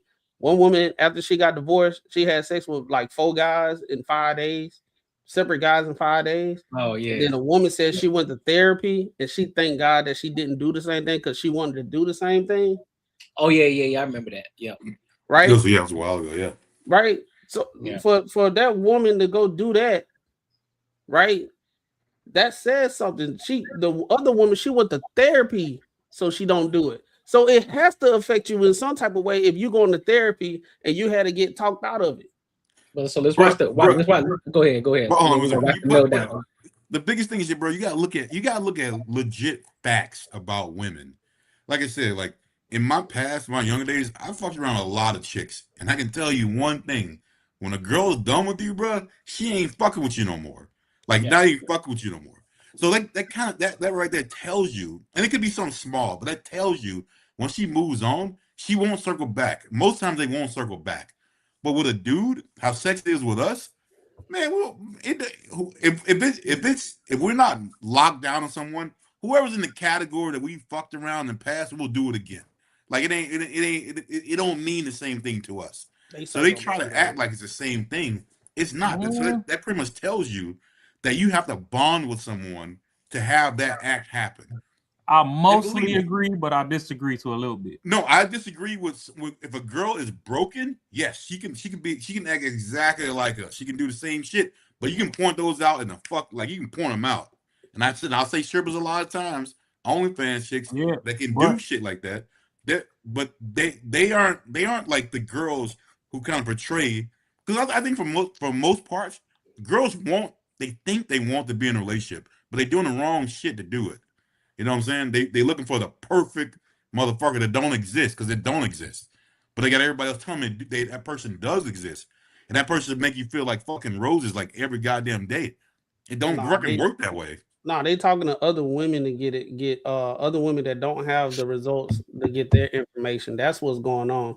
Majority of times when you hear a woman, you be like, I bet she got brothers and she probably had her dad in her house. I get most of us can listen to a chick and be like, yeah, she probably grew up with some brothers and shit.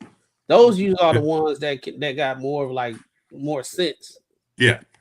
They usually have more sense in everything, and they agree with everything that you just said. But the women that's talking to other women and women telling them the same bullshit, those are the ones that be lost and they want everything. The ones that got the brothers and everything, they be kind of more realistic. They'll be like, if I can get like 75% of what I want, we can work on the other 25%. Not the ones that was grew up, not the ones that be lying to each other. Like the girls, she be big, busting out the dress, and they be like, "Girl, you fine." Well, that's the thing too, though, with the women. Yeah. If you on the whore tour, you can't touch the back of the oven because if you hand out mid, that's when they don't double back. If you hit the back of that motherfucking oven, and these women nowadays, they are getting back to a little bit of shaming. To where even the women would tell you sometimes that, oh, hey, I keep my body count low. So if this and this don't work out, I double back on my old. They know who the best tickler is, who touch their spine. So they do double back. But, it means nothing. Shit, my bad. Oh no, you good? We can play it. I was just saying they double back. It just depends on how far you done went up her damn spinal cord. Nothing. It means nothing. It's just a bodily function that most people end up doing. And that's how I feel about sexuality. And if you want to get your freak on, get it on. And if you don't, keep it locked up in a chastity cage. I literally don't care. But it doesn't mean anything about you morally. Yeah, I agree with that.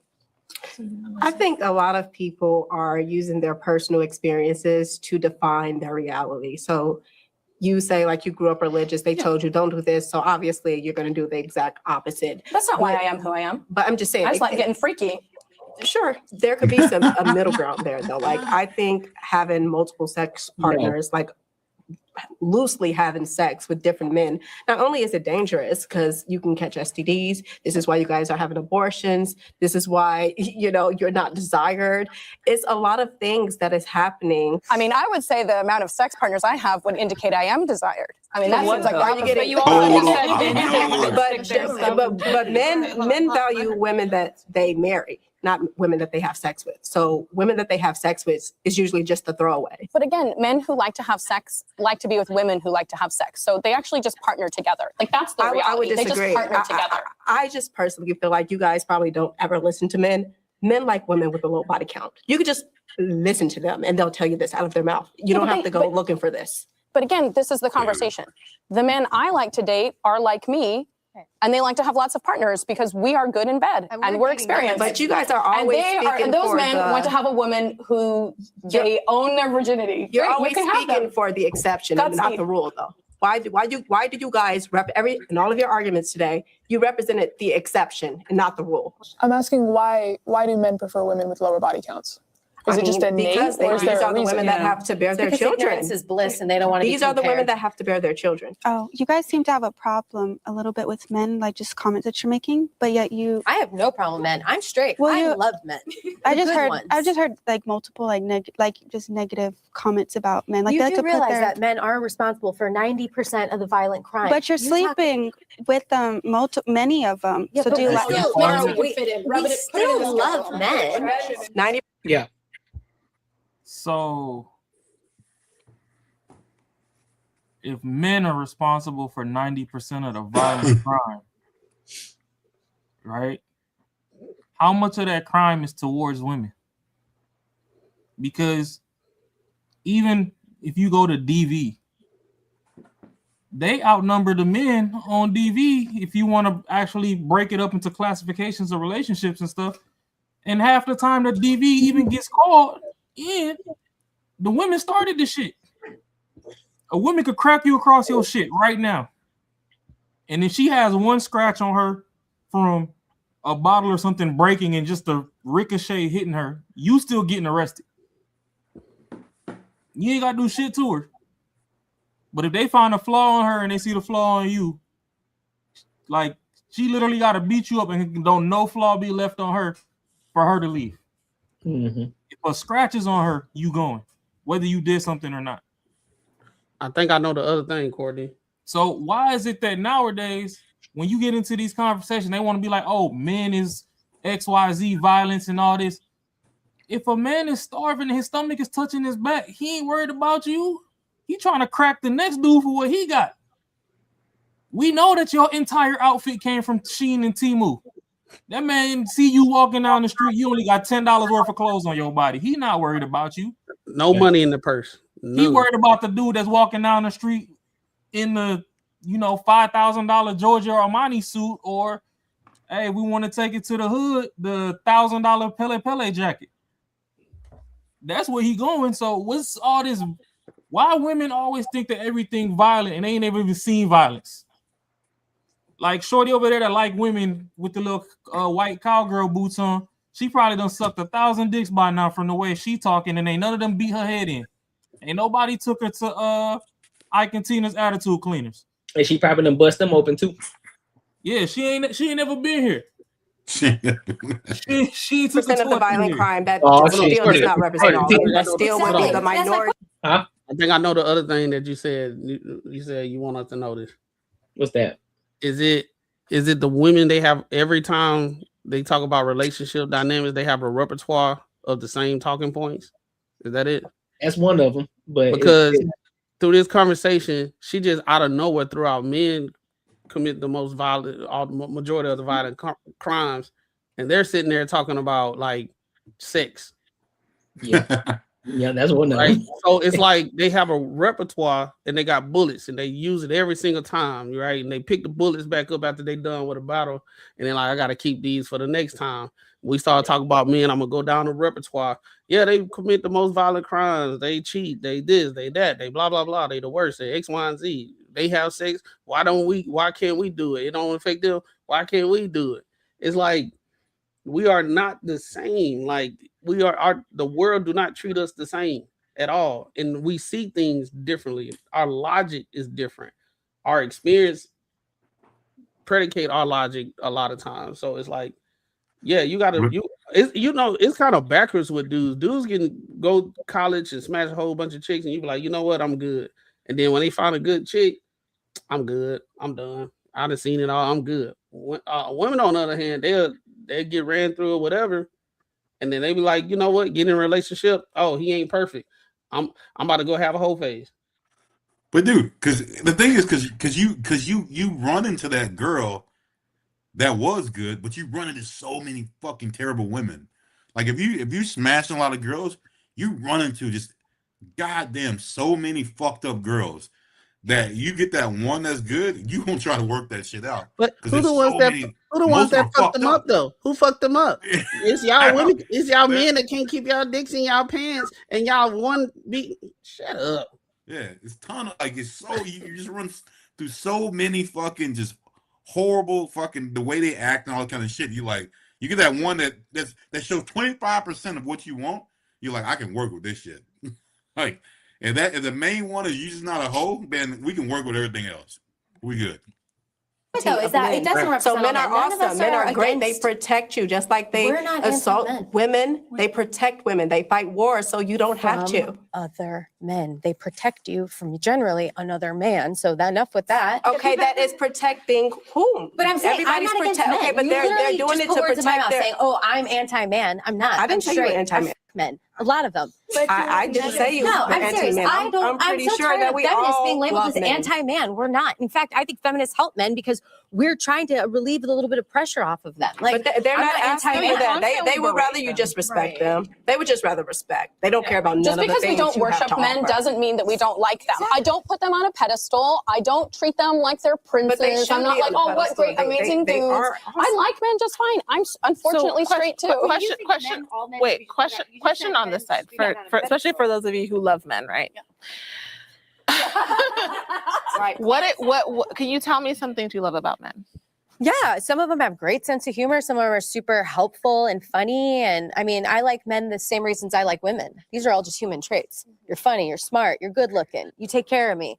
I have girlfriends like that. I'm not by side. But we're not talking about friends yeah, or girls. we're talking because you said that a lot of people think feminists hate men. I want to know, without talking about women, only talking about men, what do you like about men?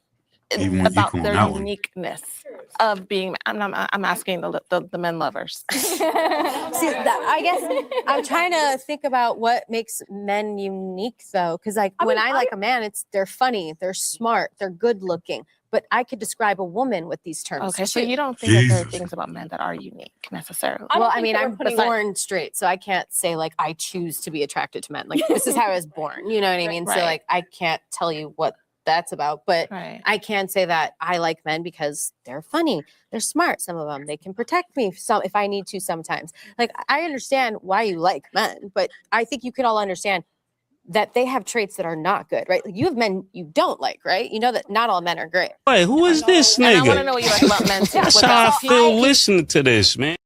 PG. That's what I'm right. saying, So dog. I would say a lot of my good friends are men. I think men are smart and funny, just like she was saying. I think that I'm sexually attracted to men. I think they're pretty much the exact same as women. But if I were choosing like to hang out with someone one-on-one, I'd probably pick a woman because I'd probably be safer because they probably wouldn't be trying to, I don't know, have sex with me as an ulterior motive. Talking, So man. it sounds like a lot of. And you shut the fuck up. Huh? Oh shit. Quarter. Ain't this the same bitch that said she like having sex? And she all like now she talking The about contradictory is have a real. conversation without an alternative motive. But she the one saying she likes sex to the point that she got kicked out the church or something. She left the church so she can have more sex. Now she want to talk without having sex. And then she asked a simple question: what do you like about men? And every single one of them went back to the reason why they like women.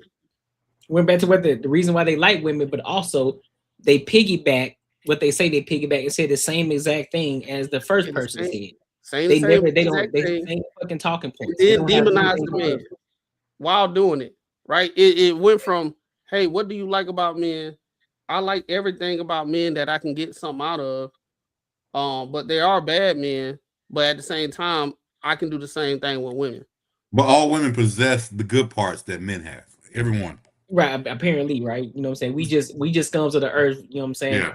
We just that's basically what we're saying. Well, I like it when they're funny, when they're attractive, and then sometimes if I need them, then they can protect me. But then in the same sentence, you turn around and say you feel more safe with a woman than you do a man. That woman can't fucking protect. Man, I'm gonna be 110% honest with y'all. I don't give a fuck if it's 2 or 3 of y'all. If it's 3 or 4 niggas versus 3 girls, guess what? All y'all getting got. If you want me to keep it 110% with y'all, all 3 of y'all getting got. And mind you, one of them niggas can take 2 of y'all by himself. So it really don't need to be 3 of them. It just be 2 niggas. So let's keep this shit 110% honest. This is why it's so fucking hard to have conversations with women like this, especially liberals. They don't even know how to step. First of all, they get triggered when you say some shit that they don't like. They don't know how to have a real deal conversation. It's very disingenuous. And they get triggered easily as fuck. And then on top of that, they continuously keep contradicting themselves in their own argument. So they keep dissolving their own fucking argument when they're having a conversation. Like, bro, what the fuck are you talking about? Do you like men or do you not like men? But when we ask you to like men, don't mention anything about what women do and what women can't do. What is it that you like about men? Can you thoroughly tell me what it is about men that you desire, that you love about them? What is it? What is the qualities that you love about them? Not the tangibles, intangibles. Let me know. Can you dive in? Can you go on the laundry list? But I guarantee you, if you ask them what it is that they love about women, they can go on a full diatribe about what it is that they like about women. And They live convenience. They talk in a convenience. utopia world. They talk in convenience. Convenience of you can have the same conversation, but it's on 2 sides of the coin. They're gonna flip on they're gonna find a way to be the victim on each side. They talk in convenience. If you say, what do you like about men? They're gonna say something, but at the same time, they gotta be the victim in some type of way. if you say shit, I don't know, bro. Like it just they just talking convenience. You can have a topic of it just depends. It just depends on how they listen to it. Is I hear the question, let me hear how I can be how can I be the victim? And what tends to happen is they contradict themselves all the time because they're thinking about how I can be the victim at that point in time. Just like what we just saw. Yeah, we talking about men. They the number one, they commit 90% of violent crimes and X, Y, Z, and this, that, and the third. But at the same time, turn around and say, well, I like having sex with men. So sex is just, it ain't that crazy of a thing. It's just recreational. It's all good. Men have sex, we have sex. It's just a common thing that we like. So you got all these bodies with these guys. Ain't none of them hit you or nothing like that, but you trying to demonize us at the same time. Bro, let me come like, ask if y'all we something. were so goddamn dangerous, you wouldn't even put yourself in a situation to have sex with all these guys to even have a high body count. That's that's like, hey, I know that's like me going to prison and saying I know a lot of these dudes in prison, they in jail for violent shit. You know what?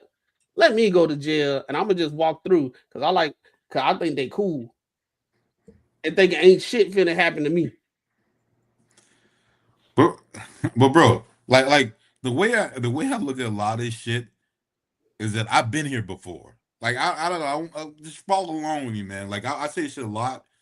I feel like a lot of women like mentality kind of like kids because I've been here before. I've had this mentality when I was like 16, 15, 16.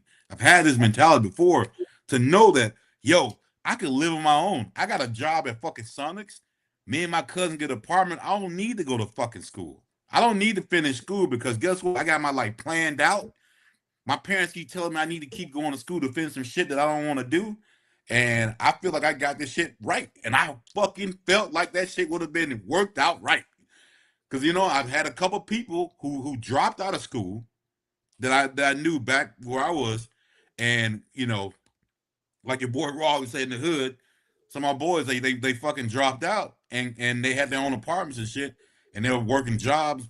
And the only they were doing was buying shit to fix up their cars that their parents bought them. I'm like, kind of like the shit I want to do. Like in that little phase. And I thought that shit would work for me. And I literally was like, I brought this shit to my pops at one time. He told me, "You're a dumb motherfucker. You ain't doing this shit." You fucking idiot. And I swear to God, bro, I swear I was like, you know what? I thought it was the best idea in the world.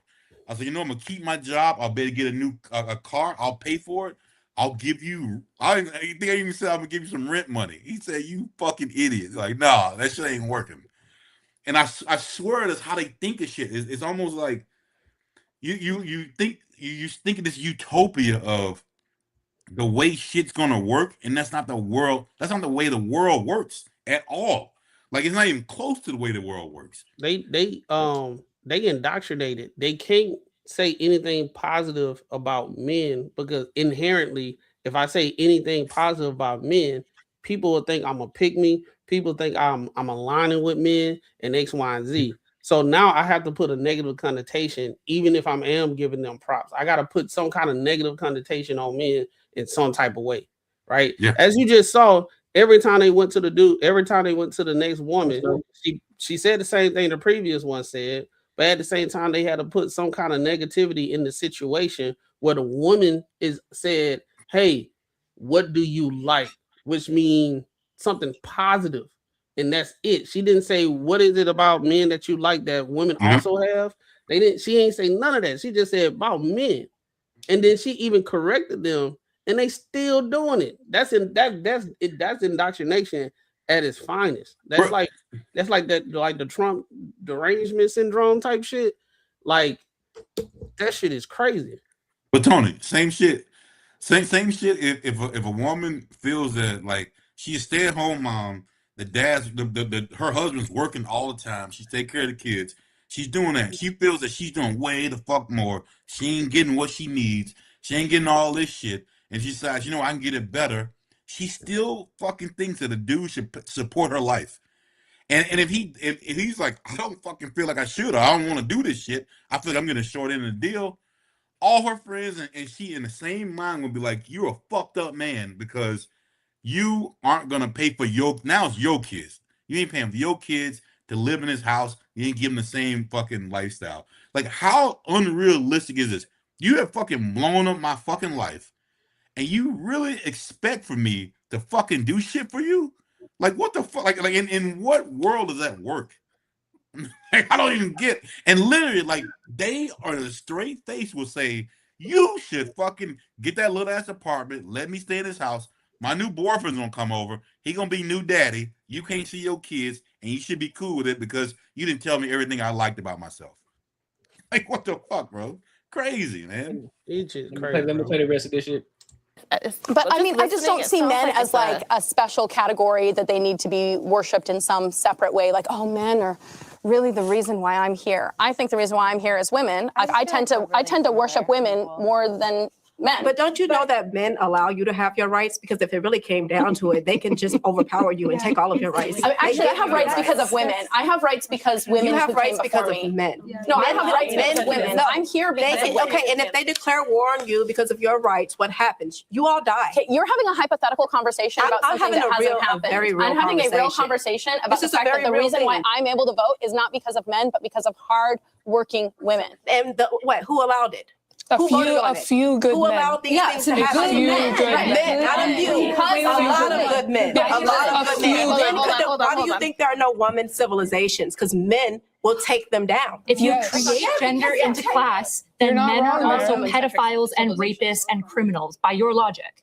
You realize that, right? Yes, but guess what? That is the minority of them. I would say men are not rapists. Some men who are the minority. do bad things. The minority. Most men are not because criminals. I am not treating gender like a class. Right. I understand that police officers and soldiers are more often men, but that doesn't mean that men who are not those things suddenly get to be like, actually, I'm doing forced doctrine too. No, you've got a small group of young men who are given fiat authority by a bunch of state men to enact rights that all of us agreed on. That's how democracy works. If you want to treat gender like a class, then you have to say men are soldiers and men are rapists. And I think this is not true. Some men are rapists and some men are soldiers.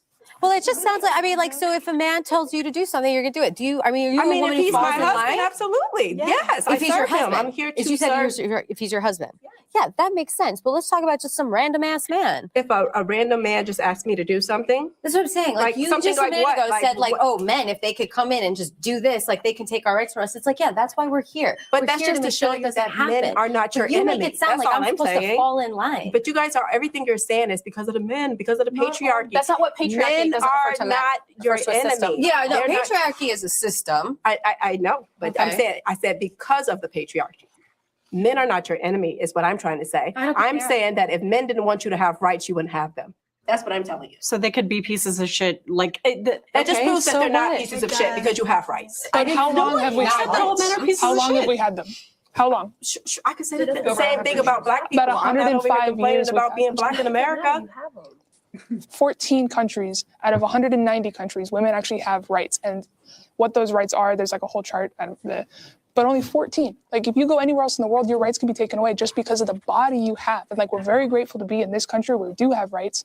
But we've only had them for 105 years. We have to defend those rights against the bad men that are openly talking about repealing the 19th and like women should stay in the kitchen. Like it's not all men. I have great men in my life. I love them. I just hung out with one of them last night and it's like they're so caring. I do love men.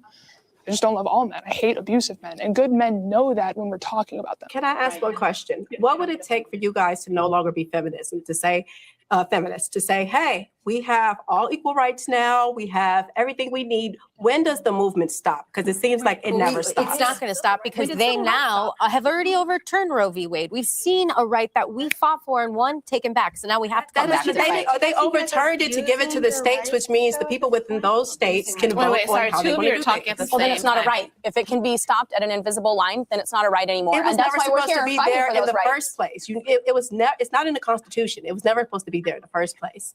Neither was the women's right to vote or anything else. Like I personally, very controversial, I don't think women should vote because we get women like this that say Do you all vote? of these crazy things. You don't vote then, right? No, I do vote. Why? Lead by example. This is what I'm saying. You're all here using Lead your by voice to tell me that example. you don't want one. I have to combat women like you, so I have to vote. No, you're I have to using vote, your 'cause you voice guys to are tell me you always don't on want the a wrong voice. side So of go issues. home. That's why men are more logical, because you guys are always on the wrong side of issues. That's what it is. You don't even know why you're doing the things that you're doing. You just do things and then you blame men. Let me tell you, let me tell this, like, I'm going to say this right now, and I hope this gets on camera, and let me say this. Being on the side of a woman's right to vote is never the wrong side of an issue.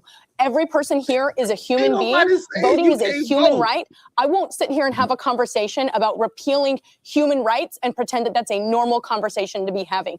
Women deserve the right to vote because we are human beings. We deserve to be treated like humans, and we are not more emotional than men. When a man throws a remote at a television and breaks it after a football game, then have a conversation with me about who's more emotional. The other thing, though, about the voting thing, though, for me, is that this country was founded because of taxation without representation. And so if women don't vote, then I'm not going to pay, then we shouldn't pay taxes, right? Because that's taxation without representation. Yeah, you don't have to work either. That's the point. Your man would pay the taxes. That is exactly the point. You won't work. What world? Okay. I don't know. I actually wanted to answer your question. You asked about body count, coming back to body count, which was the last prompt. And you said, why do men want a woman with a low body count? And the answer is because we're not equal. And again, this is going to always be the fallacy and the flaw with feminism, because you're going to be fighting for an equality that does not exist. I'm not saying better or worse. I'm saying we are different. Now, it depends on what you want intimacy for. If you want to be out there doing it with everybody, you absolutely have your right to do that. Please be loud and proud. We want to see you coming. The men love women like that to have fun with. However, when you talk about love, when you talk about marriage, when you talk about a committed relationship, most of us, when you get to your old age, usually you have one, if you're lucky, like me, two great loves. You don't think about the string of casual sex that has been promoted and think of that like, man, I really got it all in. Most of us don't. You're free to do that if you want to, but I'm just saying, as we age, what's going to really matter is the relationships, the marriages, the families, the relationships that meant something, the intimacy that meant something. You can do as much as you want to with whoever you want to, but I do agree, the way casual sex is promoted now, it is hurting us. It may be fun in the moment, but it's going to hurt us, and we're all going to pay the price for it. Thank you so much for being here and sharing. This was a really interesting discussion. I thank you for your voices and your honesty. No, that's facts. No, that's facts. Shout out to Auntie, bro. Now she the one that was cooking. Shout out to Auntie. Yeah, she definitely did.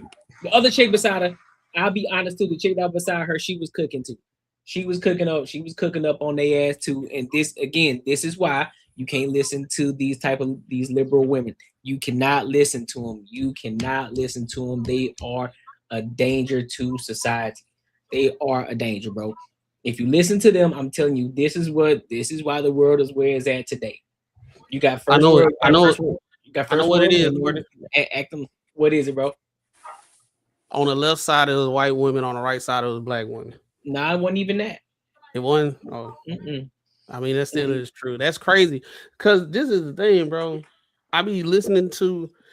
I think right now we got so much information that people don't like to hear history no more. Like I think because even back, like I think when I was in not high school, but like a little after college, I was hearing that they was taking some books are certain studies and stuff out of elementary school and everything. People don't know history no more.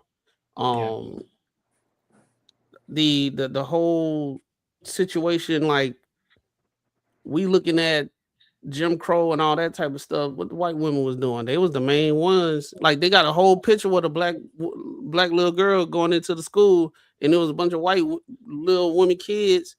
They old now, but they had all the privilege in the world. They the ones that was lying on black men and all that type of stuff. They were just sitting there just kicking it. And then them being able to vote, men couldn't even vote. You had to own property back in the day. Them having a bank account, that's a lie. You could get a bank account. It just, if you was married, you couldn't have one because it was illegal for a married woman to acquire debt.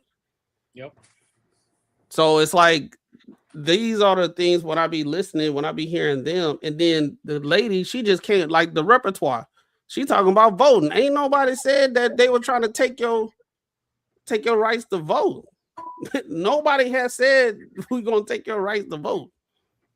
Like, bro, and then it's just so stupid, bro. And then the fact And she couldn't I feel even sorry for any even- other black women that think like them, because that shit that they talking about wasn't our fight at all, right? We always say slavery wasn't that long ago, right? So if slavery wasn't that long ago, and we here now, where was the time in between black men being in a good old boys club that we were like white men was like, yeah, bro, yeah, come on, everything's good now. We finna do all that type of stuff. We're gonna put you in a good old boys club. Everything's good. You gonna get this good job on oppress women.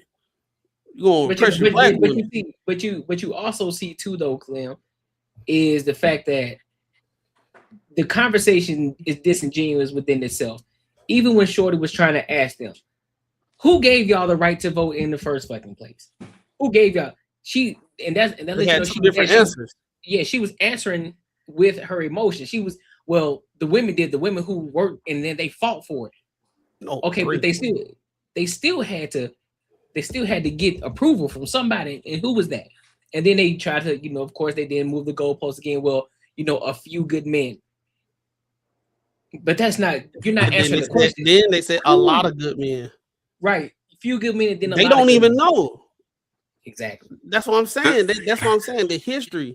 They don't know history. They are fed information and they have their repertoire of what they want to talk about, and they just going to keep on that. And then when you want to sit down and you just want to take a deep dive into the logic of how they got to the point, the way they think, it's a done deal. They can't go that far. They can't go in that detail because it's been told to them. Yeah. Right. But yeah, I'll fight this all the time. And I see this, and happens in every fucking debate when someone's passionate about something. They bring up fucking history. For me, it just doesn't. It doesn't relate or correlate. Because I look at a situation where if it was something that I have the right to do right now, and the reason I'm not doing it, I'm gonna bring it back on something that happened in the past. To me, makes no fucking sense. I can fucking do it. I can fucking do it right now. Like, it don't matter if it was 2 days ago, like that I couldn't do it, but right now I can. So even if it was 2 days ago, bro. You could not go down the street, but today I can. Why the fuck am I talking about something that happened 2 days ago? I can do it now. Fuck it, I'm going. Let's go, bro. Like, I don't understand this whole bullshit. Like, these are the arguments that people fucking love to have about, like, back in 1945 and shit. And fucking none of us were born back then, and nobody else, like, our parents weren't even born back then. Like, why the fuck are we talking about that shit?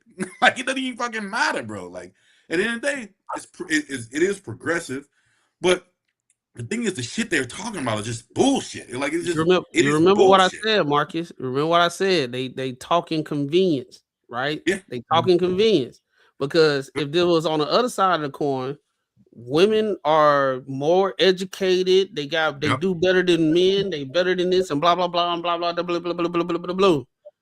Then we want to talk about this now. Oh, we couldn't vote. They tried to Roe v. Wade. We can't even have all control of our bodies. And they're like, damn, I thought y'all was killing it. Now y'all, I thought y'all didn't need men to pass legislation. What's going on now? But again, we already talked about that too. Like, hey, if something happens, if a woman is up in that position and she got it, and someone for some reason turns her down and says that's probably not a good idea, it is never that it's a fucking bad idea. That will never be it. It's always gonna be, hey, I'm black, I'm white, I'm a woman, or whatever the fuck the shit is. It won't ever be that's just a fucking bad idea, which probably what it is. Like, that's just every situation. It is a bad idea for you to be fucking a lot of dudes, because this shit's gonna affect you in the long run. It'd be like me saying, yo, bro, like, you know what? It's all good. It ain't affecting me right now. I should be drinking 2 bottles of vodka every day. Fuck it. Hey, I can do it right now. Fuck it. You know what I mean? Why not? I mean, it's not affecting me right now. But again, on the long run, it's probably gonna fuck my shit up. So it's like, all right. So like with this whole sex thing, like, again, It's what they're preaching. Like that one lady said, bro, she was talking some facts. She said, hey, if you want to be in the street and that's what you want to do, and that's all you want to do is be fucking around, cool, man, do it. But all these bitches are talking about they can't find good men. They talking about they can't get into relationships. They can't fucking find a good husband. Bro, you can't even bond with nobody anymore because you fucking move the fuck on so many times that like you can't even do it. Like you might have some fucking argument about you drink too much Starbucks and it's fucking whatever. And it should be a conversation you have. You're like, fuck, I'm out this bitch. I'm gonna go find somebody else. So it is really not the fucking, it is not the body count, it's not the ick, it's not all that shit. It is what you're talking about. Because again, most men, if you say, hey, I just want to be a hoe, and I want to do this, and I want to fuck a lot of dudes, I'm pretty sure most dudes would be cool with that. They would not be against that. But if you bitching how hard it is and how fucked up dudes are and all this other shit, they're not emotionally intelligent and all this other bullshit you bitching about, bro, this is probably the reason because you can't deal with problems. That's it. Thanks. Well, go ahead. If anybody got anything else, make it brief so we can go to the next topic. Because we still got 2 more topics to hit on. Oh no, I'm good. I mean, I congratulate the women that was on the right side for speaking logic, and I can tell they wasn't just parroting things that they heard just because men say it, because they were actually diving deep into the conversation, and I think we need to have more of that. And I think they probably have been in good conversations, healthy conversation before, so they can articulate themselves to them. And it's hard and very frustrating to have conversation with people that don't have objective bone in their body. I agree. Yeah, I ain't got nothing to say on it because they can't even answer basic questions and stay on topic. I really don't waste my time on confusion. Like even in relationships, I don't argue. Facts. Like what if if I have disagreements, but I don't argue with shorties. Like the minute you trying to go back and forth with me, bye. Like I think the biggest problem is that I know we're in that space now, but I'm gonna just say me personally, man, I didn't reach that point in my life in probably like 5 years ago, which I'm old. So but like I was the one who was different, bro. Like, and I think that's a majority of people that we're reaching out to say, yo, man, like fucking pinpoint that shit and don't deal with it, bro. Like that is never gonna get you anywhere. Yeah. It won't get you nowhere fucking dealing with a woman who's gonna be like that sort of difficult. But also you gotta be in the right mind too as a man too. You can't be a little bitch too. So I mean, it is what I it agree is. with that. I agree with that too.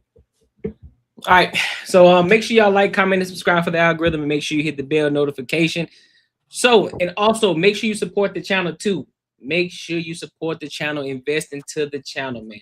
All right. So let's go to this next topic. Let's go to the main topic of tonight. And before I play this video, I want to ask the question to the chat, to the people who will be watching this video, the replay of this video. And I'm gonna ask the panel after I play a certain part of the video because they already know what the video is. But I'm gonna ask, should broke men be dating? That's gonna be the question. All right, so y'all think about that in y'all head while we play the video. All right, so let's rock out. There we go. I mean, I have been lucky with people that I've dated. So I've never been in a position where I didn't have someone like wanting to do things for me. So maybe he ain't like her like that, you know, because I in my opinion, I feel like if a man really likes you, he's gonna want to do things for you, especially because you're wanting to do things for him as well. So I don't think Cam was saying he didn't want to do anything for her.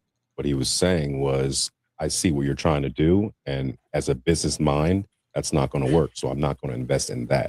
But my initial thought, to be honest, when he said that was a bad investment, opening her business, well, why wasn't he the one paying her through medical school or her nursing degree?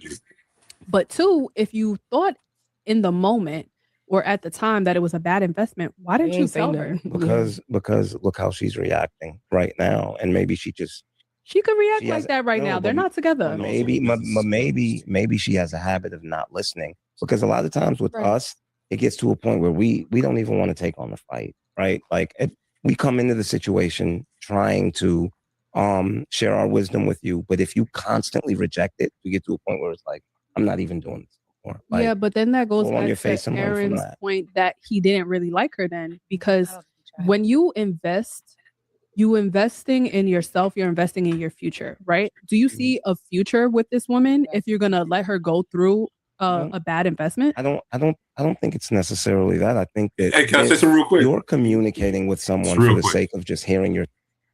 That may be my bad because I picked this topic, and this whole thing they were talking about the Cam and his girlfriend shit. I didn't go back to before that, but I want y'all. It'll be short. I want y'all.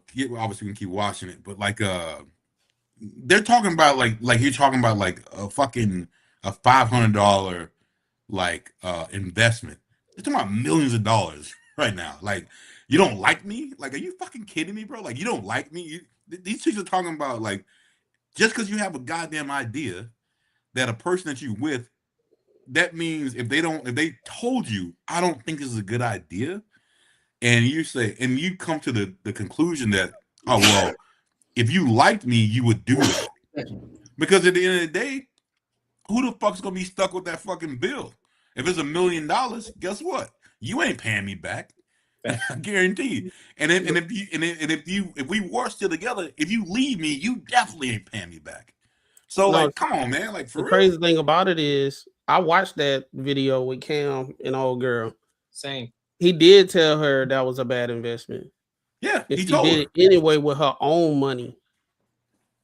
He Before told he her it was a bad investment, and he said he wasn't gonna get no money towards that because it was a bad investment, and she did it anyway, and that's exactly what happened. And it was a bad investment because, you know, for the people that's on the in the comments and everything, the video was with Cam and he had an ex. They was talking. They was girlfriend. Well, they was in a relationship. They was not married. So I'm not married. I'm not about to spend millions of dollars for what you trying to do. He said it was a bad investment. The actual investment was a building that was that needed way more work. It was supposed to be an event space, and it was supposed to take millions of, not, I ain't gonna say millions, but I'll say it'll take quite a I'll say maybe like $200,000-$300,000 to get it to where it needs to be. And she went ahead and saved her own money up, and then she did the initial investment, and she was doing that while she was in nursing school, and the investment didn't work out. So now these people on these women on the couch is talking about, if you really liked her, you would invest in her. No, it's business. There's a difference between relationship and then when it comes to business, and I'm telling you that this is a bad investment. That's a reflection of how the relationship can go because you don't like to listen. 100%. And who's gonna lose in the end? He is. It's not her. It's his money. And I'm saying, like, I'll put like this: if I was married to her, I thought it was a bad investment, I probably wouldn't put no money towards it, and I try to explain to her. But if she want to keep on doing it, I don't know how that would go. Yeah. But yeah, the woman on the couch, they looking convenience again. Convenience. How can she be the victim, even though she's a bad business person? Like, I mean, I'm gonna say this and I'll let you, and then we'll keep playing it. But I couldn't imagine with my girl, just my girl now, if she had her life savings or whatever, and I say, yo, I'm thinking about investing this shit. And she can say yes or no, but I like, unless it was a goddamn guarantee, bro, I wouldn't do it because I can imagine losing her money and looking her in the face and be like, all right, my bad. You know what I mean? Like, I couldn't even imagine doing that shit. Like, I couldn't even imagine doing that shit, and most women would be cool with doing that. And would probably get their fucking rocks off to say, you love him that much. That is crazy to me, man. Snow Bunny. He's not broke. She is the one that was broke, and she was asking for money to invest in her business. So that's the issue. He's a business person. Like, just because I'm a business person and I got a lot of money doesn't mean just because I got it and I can throw money at it doesn't mean that it's a good investment. That's just throwing money away. Oh, thank y'all. Thank y'all. It's kind of late when I was sneezing, but yeah. Self rather than getting through to them, then that's ego. And I think that a lot of times for us as men, it's like I'm trying to get through to you and I realize I can't get through to you, right? So maybe it's best, because what I want is for you to learn. And the method by which I'm trying to teach you is not working. So maybe let me try the other method. Maybe it's best that you fall flat on your face and let life be the teacher, because me trying to teach you isn't working. And also, you have to understand there are people that are self-sabotagers. And at some point, you have to step back and say, I'm going to let you sabotage. I've given you all my wisdom. I've given you all my guidance. I've listened to you. We've had discussions. True. And if this is what you want to do, then I have to let you fail at this at your own expense. So Fair enough. It's not that he didn't like her. She bothering me I with these saw it. shoes on the couch, Again, bro. as a business model, I've spoken to you and it's not going to work. Go ahead and try it. And let me tell you what I realized. A lot of times when you're sitting back, letting that person fall flat on their face, you're sitting on the sidelines rooting for them. Like, yo, I hope that you get it. Come on, get it. Yeah. Get it. I want to be wrong. You know, I want you to learn the lesson. Like, come on. And sometimes you get disappointed, right? And you're like, okay, you eat it. Like, all right, maybe not this time. Maybe next time she's going to get it. But just because he's not actively trying to solve the problem for you doesn't mean he's not rooting for you. I think a huge issue is that we come into these situations with hard lines. Like even what you said, right? Like, you're fortunate enough that you haven't been in situations with anyone that didn't want to make sure that you're good, but you still had to adjust those expectations in every situation because every man is different. What do you mean adjust?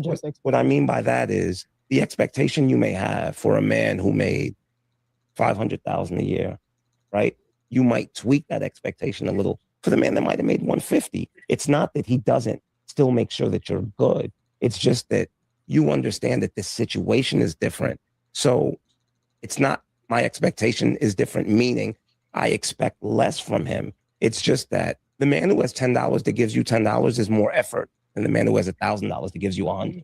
It's nothing. Do you get what I 100% agree. And I think that that's part of the issue. A lot of women go into this not realizing that man has 100 and he gave me 50. Like, that's amazing because of the fact that she dealt with a man that had 500,000 that gave her 1,000. And I actually agree with what you're saying, because if you're a multimillionaire, like, flying me out is nothing, taking me in fancy dinners, buying me stuff, it's nothing. It's zero. It's low effort. You know what I mean?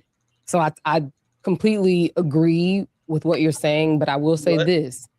I always had the mindset of, I got a daddy, so I actually don't need anything from you.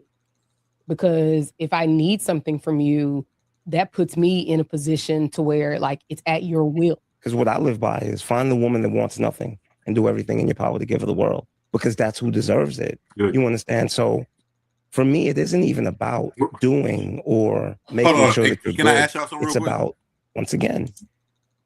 So it'll probably be more to like probably you, Courtney, and probably Raw.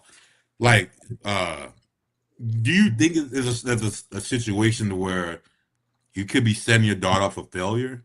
Like in this situation where you said, I got my daddy for it. Like for me, if I heard that, if I was a man trying to be the man in a relationship and my girl said that, I would feel definitely a certain kind of way. Well, no, I wouldn't feel that type of way because I ain't married. Yeah, can't hear you.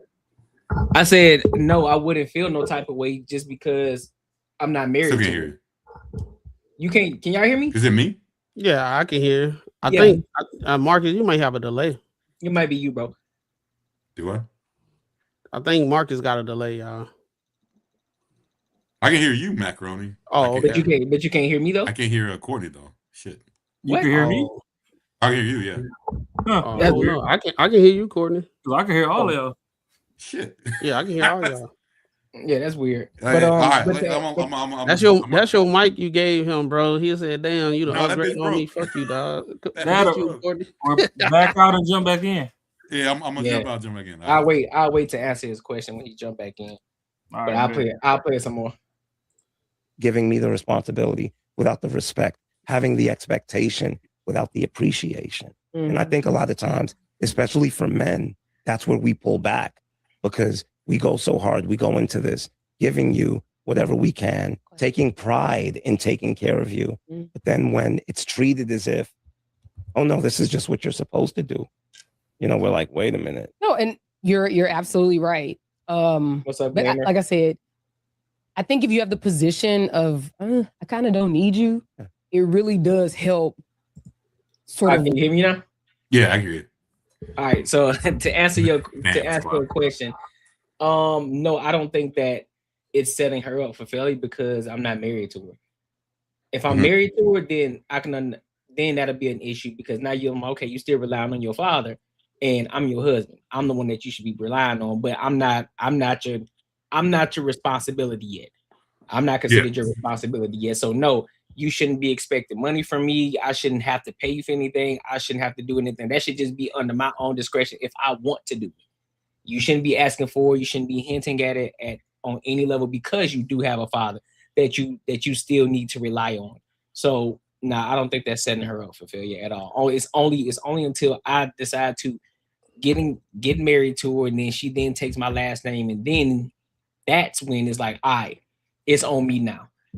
So, you don't think let me like clarify a little bit more. while you in a relationship and you seeing her like y'all in a relationship maybe I say a year and a half, right? Y'all passed the honeymoon stage. Y'all done had real conversations before. Y'all done broke that barrier that y'all ain't feeling no type of way because y'all giving y'all own perspective on what's going on. You don't feel played or nothing. But now you thinking about serious. You thinking about, hey, this might be the one day.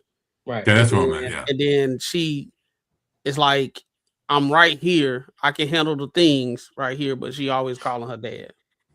Okay, yeah, that's what I meant right there. Yeah. I ain't married to her, so no, I still don't. No.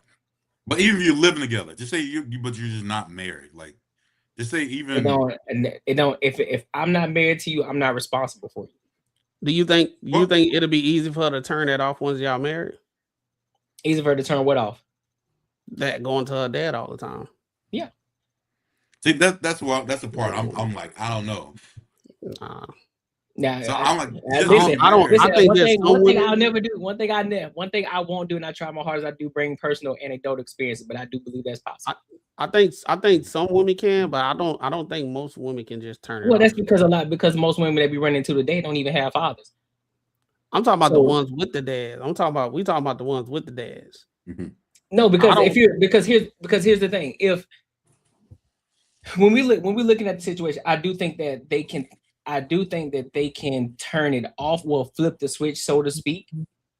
Now, if they're calling their father to handle serious situations, then that's a different conversation. But if they're calling to ask questions, to get some insight or a little bit of wisdom, I'm not tripping on that. But if we're talking about in regards to what they're talking about, no, I do think that women that are primed for marriage in the sense, and they do depend on their father. So yeah, of course they're gonna have this little hint of, hey, this is how my father is, this is how my father is. And yes, you're supposed to be able to pick that up and understand that this is something that you should be, is this something that you can take on as the man that may be interested in taking this thing further with her. So yeah, I do think that they can turn that off. Okay, and then because again, this is a conversation that's gonna be had. And you would know, you're gonna know if she can turn it off or she can. She can or can. Okay. All right. Let me throw you on this one then. Okay. So do you think it's more of the just say let's throw this part of the scenario in it. Okay. Like you said, like I think if she's asking this kind of money, they're probably living together. So they're probably like at the point where like the next step is the next step. Like so at this point, like, hey, we're doing our thing. Do you think it's on the father to say, nah, you need to stop going to me and go to him? Do I think it's on this other father? Yeah. I think you think the father should say, "Hey, either his daughter's asking, whatever it is, it could be anything. Like maybe he's not whatever he's not doing. She wants something to happen. She knows you'll come do it. You think it's on him to say, yo, y'all at this point, you shouldn't be calling me anymore." Do I think I think it depends if he understands. So if he's the father and he's vetted that man properly, yes. Okay. If I he's think that's the main vetted thing him I was properly, trying to ask. Because I don't think, because maybe the girl probably will keep going, but I think for the most part, I think the father should be like, yo, you know what? Hey, it's I'm not gonna if I haven't vetted him, then no, I'm not gonna say that. Because I haven't seen him, I haven't vetted him, I haven't talked to him one-on-one. And so this is why I also think it's important for the guy to meet the father. So 100%. So he can vet him properly. So now he can make this decision. So now if she decides to continue to keep coming back to me, he's like, hey, Dad, listen.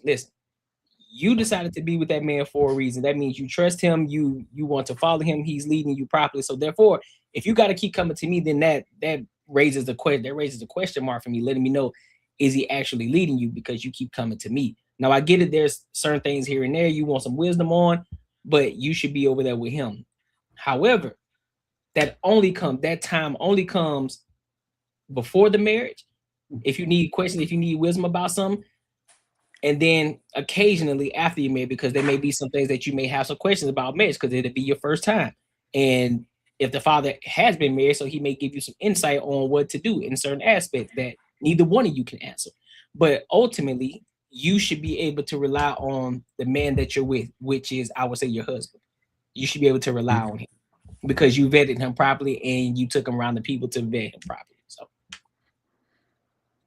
what you got, Rob?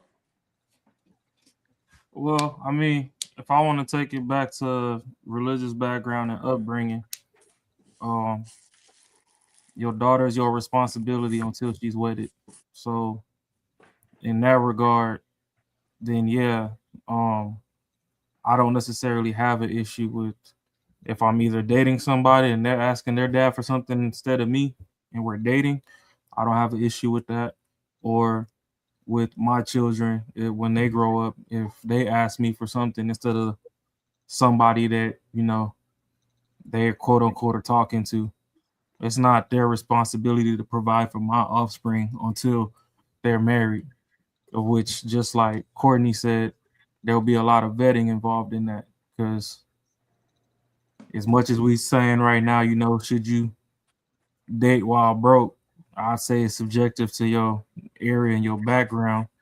But when it comes to my kids, I'm not necessarily going for no broke person being involved with my children. But at the same time, sometimes broke is a little bit more than just your present monetary value. Because if I could see that you don't necessarily have money, but you have the drive and wherewithal to go get some, I don't really fully classify that as broke versus like people that are lazy and they just sit around and don't do shit and think like, the world is just gonna hand them something on a platter one day magically, like they finna just hit the Powerball or some dumb shit. But ultimately, to answer your question, yes, until you've handed off that young woman to the next person to be responsible for her, then responsibility, if she's in a pinch or a pickle, should fall on her father. No, I get that part, but what I was trying, and that's right on shit. While like just going on like what old girl said, she was asking her father. Like I've dated girls from both sides, like black, like a lot of black girls and girls who weren't black. But I can tell you one thing, like shit for me, most white girls, like their dads are a little bit different from the black dudes that I've can't come across. It's more of an intimidation, more kind of shit. Like it's more like, yo, like if she needs something, she got me type shit. Like, but most on the white side of the fence is more like, yo, like, hey, it's more like y'all got to figure this shit out. Like it ain't nothing. Like y'all got to do this. It's not like I'm here to do anything. It's like this is a little bit different. I just That's want y'all interesting. perspective because y'all Hold are. on, you said, but hold on. You saying you saying the white fathers are saying that you need to figure this out on your own? That's They're interesting more, for sure. they're more saying like Well, I mean, if y'all are together, that's what I'm saying. That's my thing. I'm not. Not This is one thing I can speak on. I can speak on that too. I'm Yeah, able to not speak just on that dating. too. Not just dating though. I'm saying like if y'all like almost like either live together or damn near close. It's like if y'all got some problems, like y'all got to figure that shit out. Yeah, that's what I'm saying. Like I've been on. You know what I'm saying? I've been on that. I'm with you. I've been on the side of that fence too. Well, I've been on that about 5 times, boy. That ain't always the case either. No. Not every black, not everyone. Not like shit. Not all black dads. Not all. No. I ain't talking about black. I'm talking about white dads. Oh no, yeah. Some of them just don't like you. Some of them don't. Some of them love you. You know what I'm saying? Some are willing to help, and some of them. So I think it's the same across the board. You know what I mean? So okay, yeah. I probably shouldn't have brought the race thing into it, which I did it, but that probably wasn't the right. It's just how it is. But for the most, what I'm saying. No, what I was saying is like I did. That's what I'm saying. I've dated white women too. That's what I'm saying. So yeah, I'm like I've been on that side of the fence too. So in other races too. So I understand it. It's the same across the board for the most part.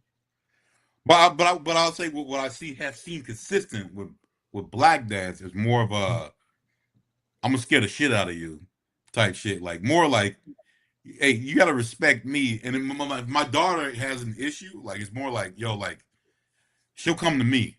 Like, you know, you get what I'm saying? Like a little bit more like. Do you think that's like more of a southern? Do you think that's more of a southern thing? That's probably more of a southern thing. You think so? I would agree with you. I would agree with you too. Yeah. But again, hey, who knows? I mean, if it's a good thing or a bad thing, I think at some point you just get over it and it is what it is. But I don't know if it's a bad thing for the girl to be understand, like to be like, hey, at some point you gotta see, like I said, like when she said that shit, if my girl said that, I would be definitely offended. She'd say, hey, I can go to my dad for this. And it's not that I'm gonna get that I can give you money, but it's the way she said it. The way she said it was, I don't need you for shit. If whatever comes around, I don't need you for shit. Like if I don't agree with something you got, I got my dad to give it to me, whatever. Like it wasn't the talking about it, going back and forth. Like again, like I think when you get into relationships, you gotta have those conversations. Like I say about a whole bunch of shit like this. Like I could never fathom, I'm pretty sure y'all the same way, that my mom would be like, I'm gonna ask my granddad for some money or some other shit. My dad probably lost his shit. But the thing is, it would have never happened though. That would have never happened. Like I couldn't even imagine that happening. But again, they were married at that point, so before, you never know. Yeah.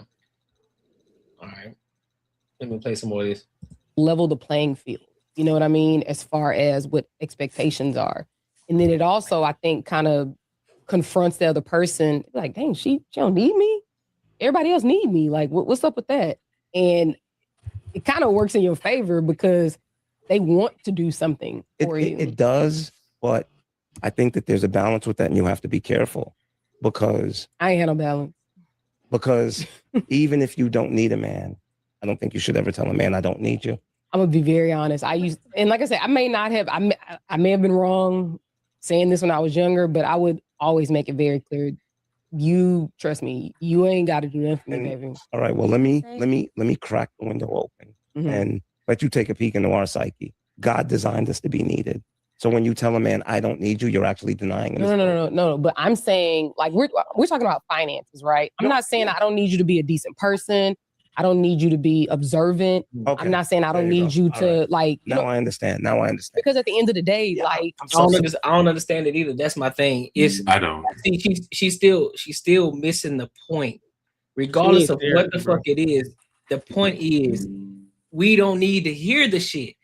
That's the point. That's the entire point. I don't care if you don't. I don't care if you don't need it. I don't care if you.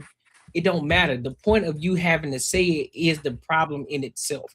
The fact that you gotta tell me, hey, I don't need you for nothing. Hey, well, why the fuck am I here? You feel me? Like, so why the fuck am I here then? That goes to tell you, even that take it off of relationships, right? If you used to play sports, right, and the coach tells you, listen, I don't even need you. I can go find another one of you. Well, fuck you then. I'm gonna go to another school. You feel me? Like, so that's some shit. Y'all thinking that, oh well, it's no harm. I'm just telling you that I really don't need you because I want to feel empowered because I'm an individual. No, bitch. What you need to understand is that if you rock with me, I need to know that you need me because now, therefore, let's just be honest. In the psyche, it puts a battery in our back. Like, damn, my shorty need me. So now you really gonna want to rock out for it. But if you tell me you don't need me, so guess what? I'm not gonna put that much effort into you. I'm just like, oh, all right, well, she really don't need me. So when that time comes, when you do need me, and I'm nonchalant about it, you're like, oh, well, where were you? Well, I mean, you said you don't need me, so shit, I'm just here chilling. I thought you had it taken care of.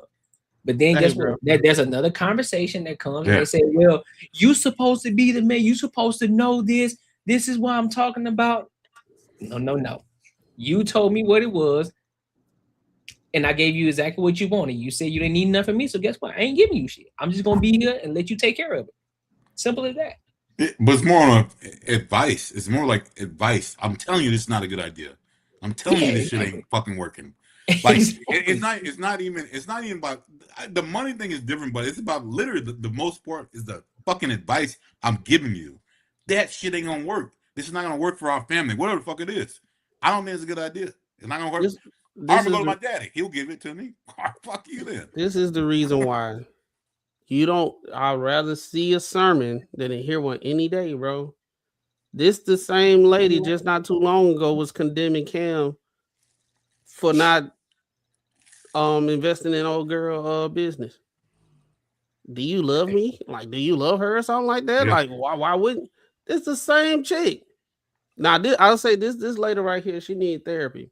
Because when I watch they stuff, when I watch they stuff, bro, every conversation, every general conversation turns into her how she feel about stuff to prop herself up as like she don't need no man and X, Y, and Z and this, that, and third to do nothing.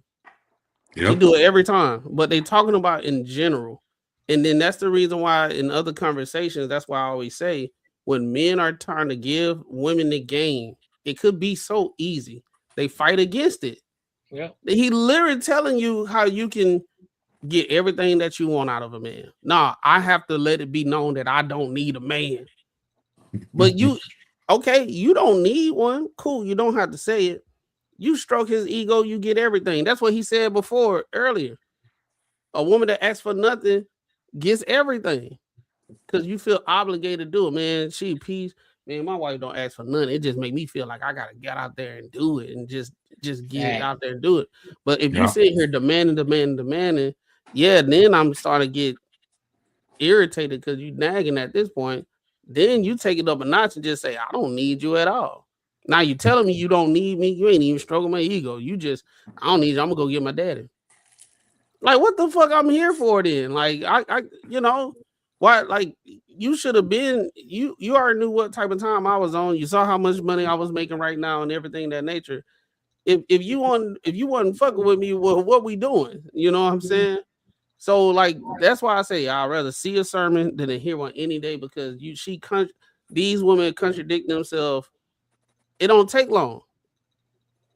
It don't take long. She literally just said, "Oh, why he didn't invest in her? Did he not love her and all that type of stuff and X, Y, and Z?" Now she's sitting here. I don't need nobody. I said maybe I fucked up, but I told all of them I don't need you. Right. And look, and I guarantee she lying. Facts. I guarantee she ain't tell them dudes that shit, bro. I guarantee she ain't say that shit. But so let me a ask lot you of the times, a lot of women they get on these panels and they just sit up there and create their own world and lie and say some shit. And it makes them other women do this shit. Clock that T. You don't need no man to do nothing. That's what they do. That's what they getting. Because she married, ain't it? Yeah. Yeah, she married. She married. So I guarantee she ain't tell him. And she like to talk about the businesses that he done created and they done created together and all that type of stuff. I guarantee she ain't say he ain't need him then. Right. Just be up there talking, bro. I don't. I'm here because I want you here, not Exactly. because I need you here. Exactly. Yeah. So I think that it really just changes your. I think it changes the Shoes other off the person's damn perspective couch. based on whatever their experience has been. When you Need a find whooping, somebody and dog. they're like, Goddamn "Oh, shoes she ain't off. asking for nothing. She don't need nothing." In my experience, it's been that's when you get everything. Yeah, I mean, the want is greater than the need. The fact that you want me here will always be greater than you needing me here, to be honest with you. Ironically, a lot of men that we've had on this show have stated that they would prefer to be needed versus so that's my response. You see the wrinkles in your forehead right there? But see, but listen to what you clarified. The need wasn't that I don't need you to be a decent fucking human being. Exactly. So there's still a need, right? It's still that's not even a need. That is actually like be a decent fucking human being. But it's still a need, you know, because catering, bro. Women may need the catering to what the fuck validation, you're talking right? As far as, babe, you look great today. You look beautiful. Oh my God, that outfit. Babe, the way your booty look in them jeans is crazy, right?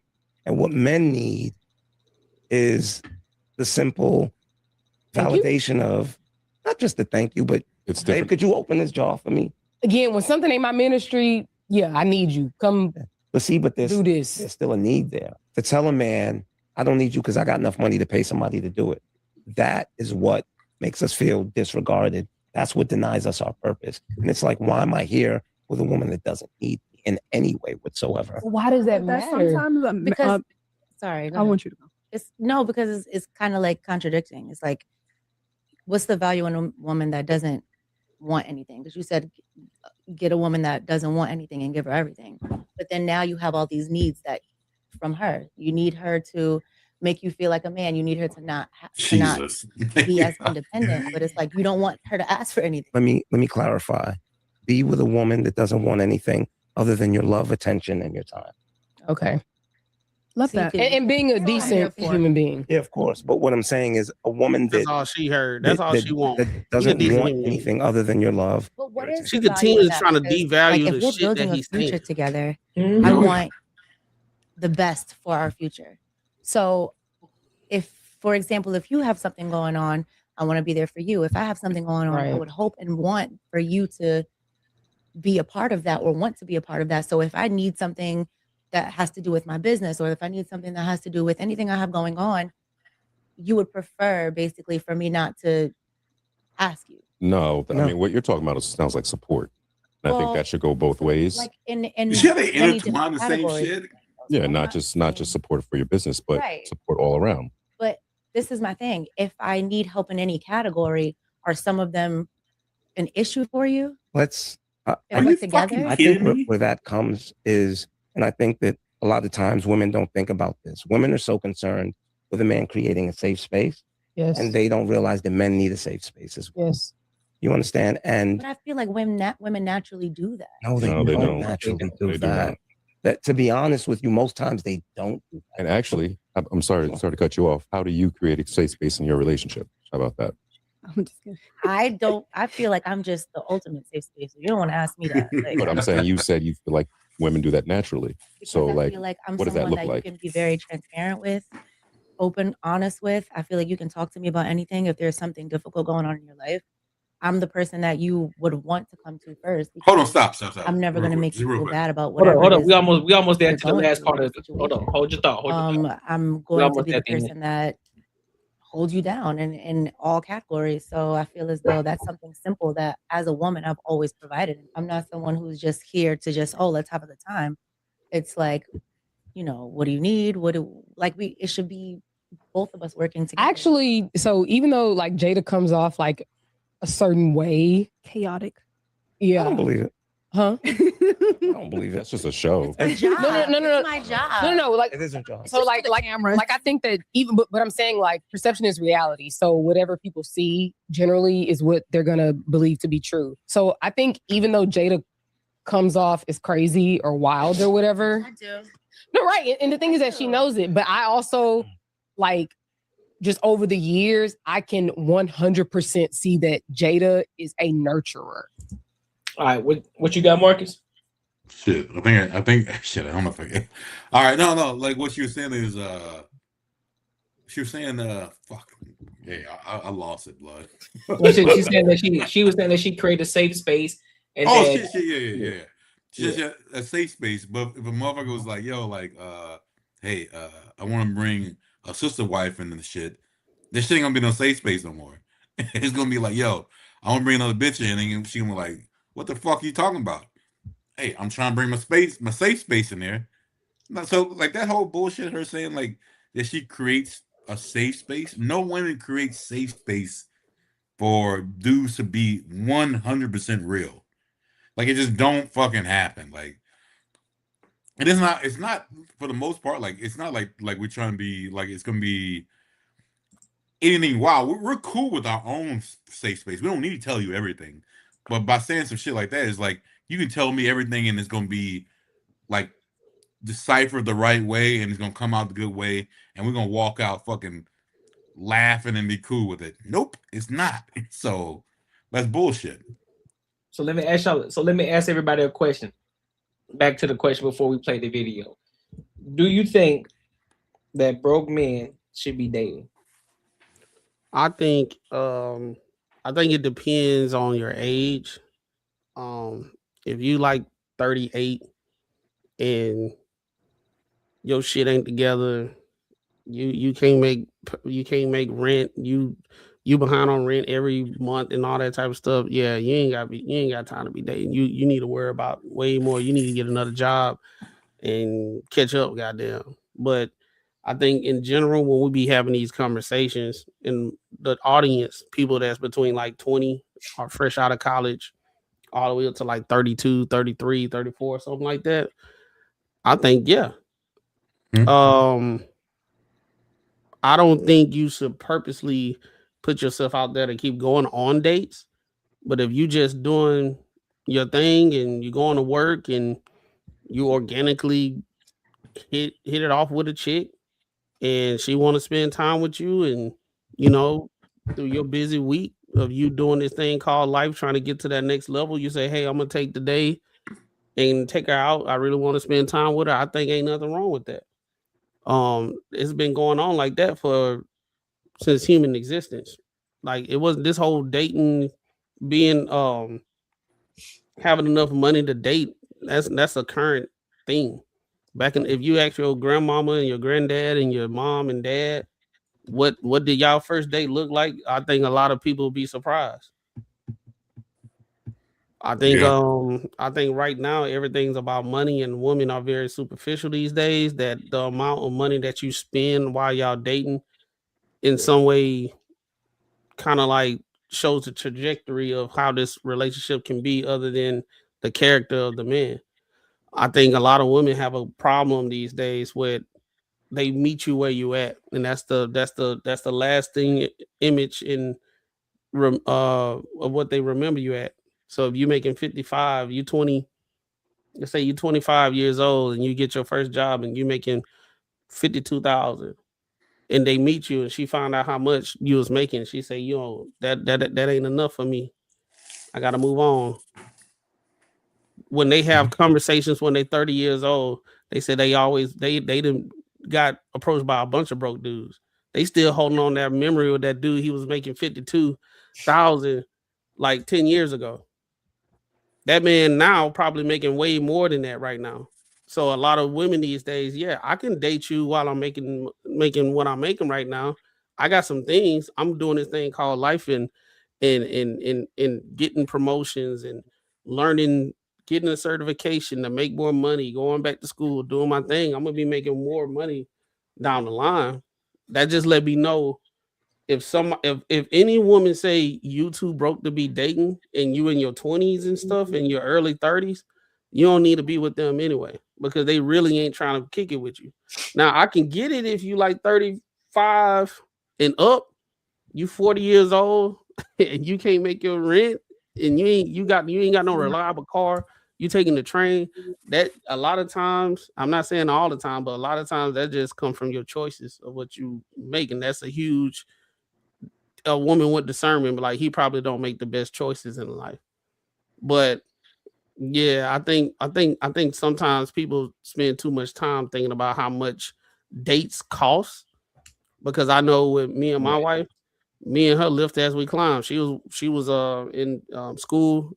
She was getting her master's. I was an assistant manager at Walgreens. She was working at Chuck E. Cheese on the side. Right now, if I was to listen to anybody say you two broke the date, me and her wouldn't be together right now in a 4-bedroom house, 3 full baths, and all that type. And both of us got good jobs. So a lot of people that have these conversations, they don't have the results themselves, and they keep preaching the same dumbass logic that they got from somebody else that sound cute to them to follow the Joneses. Rob, what you think? What's your answer to the question? So you said your question is, should broke men be dating? Yeah. It's a sliding scale of age, just like Max said. If you honestly, I'm gonna start my scale off at 25, because even from 18 to 25, you should be in college, so you shouldn't be having no distractions to begin with. So let's just say 25 to 30, you ain't supposed to be fucking Bill Gates. So you're supposed to have a little bit of financial struggles and whatnot. You still trying to figure it out. Now, if you could find a woman to be on your program that's not a burden and not a distraction, then go ahead and, start off with a little relationship and see where you can build it to. The thing is, if the woman's going to be a distraction to where it's taken away from your capabilities to make some money, or the money you already don't have, I ain't going to say she's begging, but she pretty much begging for this shit, cut her off. Dating ain't for you at this point, because we all know that a man's trajectory is going to continue to compound and grow anyway. So as long as you on a path to get into some money, it might take till you 35, 45, 55. You going to get it, but you also need to make sure that that's kind of where your focus is without the distractions. Like, somebody at 25 shouldn't be with no shorty that's talking about, oh, what you got on my bills. Bitch, I wasn't there when you were signing up to get the bills. So what the fuck you mean what I got on it? That's your problem. Now, we lock in and we got bills, then yeah, I'm responsible for that because we signed up for it together. And that's misjudgment that women have on their side of the field, because they keep listening to their broke bum-ass aunties and single moms and grandmas that fucking ain't amount to shit. And they keep thinking that, oh, they supposed to just be pimping and playing men for a bag or whatever. And that's not how it goes. And sadly for women, the older that they get, the further away, the start line is for them, let alone the race. Because if I'm 25 and I tried to talk to you and you shun me, when I'm 35 and you double back, when I really got that bag, shit, I got fire hoops for you to jump through. Welcome to the circus, bitch. Because you played me when I actually really cared about you. Now I know why you back over here. If you couldn't get it out the mud with me, then hey, sorry, that ship has sailed. And that's what a lot of these women too get frustrated with, where they're like, oh, like when Kevin Samuels, he put the criteria on a high value man, and it's like, oh, the job that he worked at, he had got an escort and went to a company party, and then his boss pulled him aside and was like, oh, okay, I see you doing your thing. Because the boss had that escort at one point in time. And, they were talking about men playing options and all that. That's where the options come in at, is, bitch, when I ain't have nothing and I wanted you, you didn't want me. Now that I got this money and I know why you here, I'm going to make you sweat for it. Because when I gave you free access, you disrespected me. So now, hey, fuck it. You're going to have to be like Kanye West's little girlfriend and come to the gala butt naked if you love me. Bark like you want it. Like, shit. So that's where it goes. Like, the older the men get and more stable they get, they don't even necessarily trust in dating anymore. And the women try to keep demanding all this stuff. So to wrap it all back in, I'll say it's age dependent. If you're younger, you're supposed to be broke or whatever. find somebody you can lock in and build with that's not just begging. Because realistically, in these streets, there's probably virtuous women, but a lot of these women online, they all just professional fucking beggars. That's all we're really seeing nowadays. They can blame Red Pill all they want to, but then every time they cut a damn camera on, they begging. Bitch can't afford Ruth Chris, so she wants you to take her there. Because Applebee's date ain't bad. Shit, I could bust down the 2 for $20 and learn a lot about you and still get a damn pitcher of alcohol and stuff coming to this table. We can have a grand old time.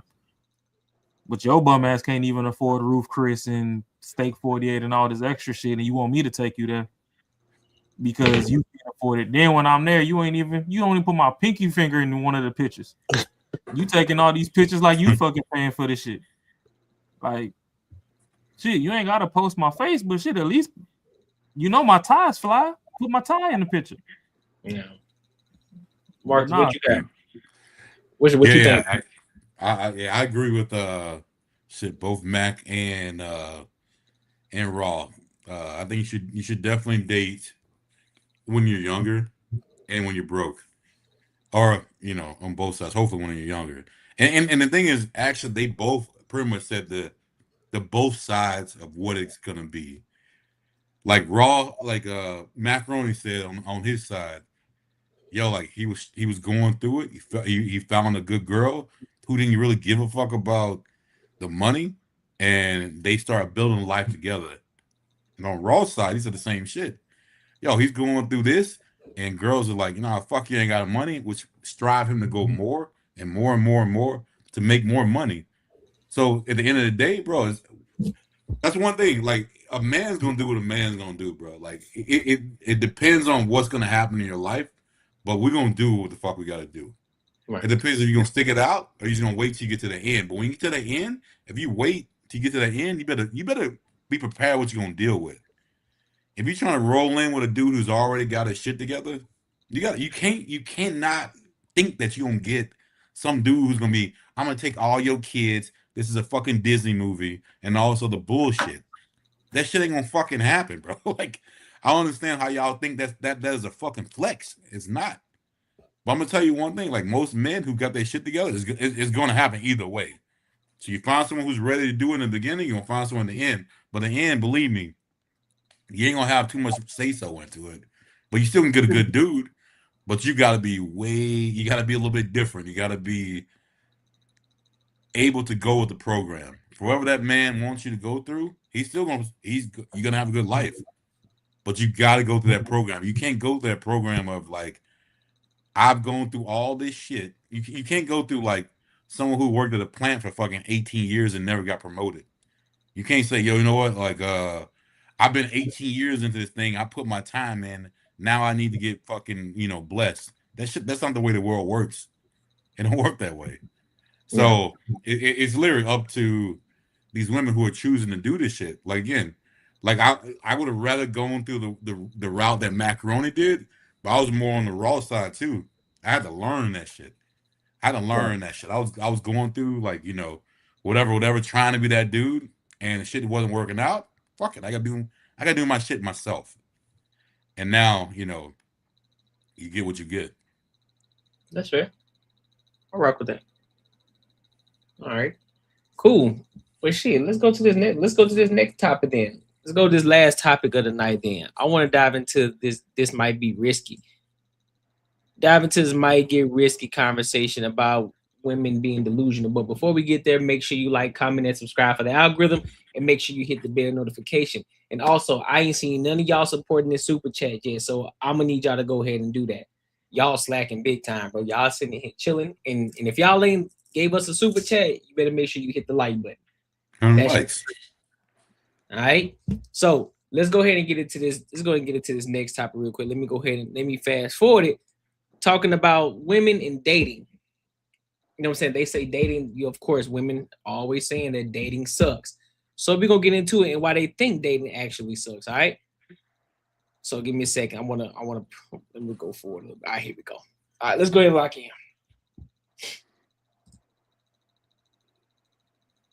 And shout out to that boy DJ Ham. Out of my past experiences, a lot of knowledge I've gained came from other people, other relationships or whatever like that. I always say I learned a lot from any experience I was in. So no, I wouldn't sit there and just say all this came from me. But like that's how life works. Your experiences shape and mold you. You are who you are today because of your experiences. So do you agree that the dating pool is shitty, Tasia? Yes. And you had dope relationships, yet you decided to move on. You see why it feels like oxymoronic, and I'm saying feels.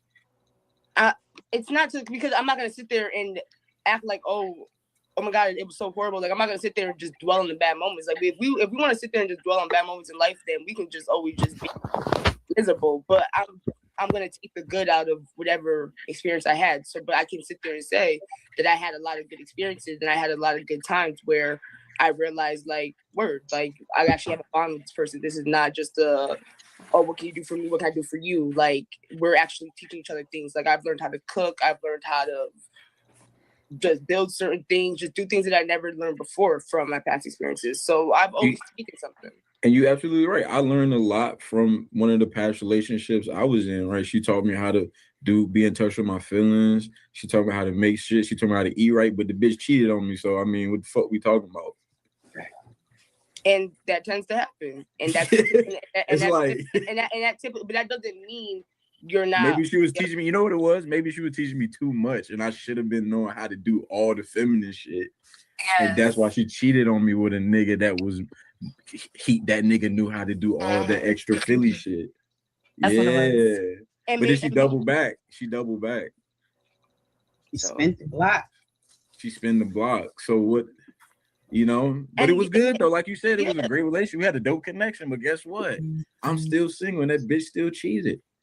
And that tends to happen to a lot of us. A lot of us go through some type of probably for that. Like I mean, I think that's one thing we probably agree on. I just want you to tell the truth, goddamn it. But just no, tell how the many truth, times? man. Wait, no, Uno, because she cheated Tell on the you. truth. She cheated on you that one time. But how many times have you cheated, or have you been the cheater? Damn. You talking about with her? With her. Like, I'm fucking with you, yeah. I mean, the high school don't count, man. College don't count. So shit. When I was an adult, I never cheated when I was an adult for sure. I don't know, because him told me the other day what I did at 18 on. So he just said that he got cheated every on. reaction and has a reaction. About him. And she's making it about me. You see what I mean? It doesn't matter. It doesn't matter. It has because a I reaction. got cheated on because I cheated in a past relationship. But you also said you believe in karma, exactly. Nigga. Karma is feminine. But then karma you also feminine, but you also said that you lack the emotional maturity. Yeah. So being that she was deprived from probably for so long, and she had to endure so much putting up with that. No, that was a joke about me not knowing how to cook and her teaching me how to be in touch with my feelings. Uno, let Saad finish. My bad. A woman, her justifying a woman cheating on you. Let her finish justifying it. Go ahead, Saad. My bad. Justifying it wasn't right. People make mistakes. No, it's too late to say that. Keep saying what you were saying before. Go ahead. But at the end of the day, he got cheated on his fault. Tell us why. I think she probably expressed, and for some reason, I just don't think Uno was just so innocent.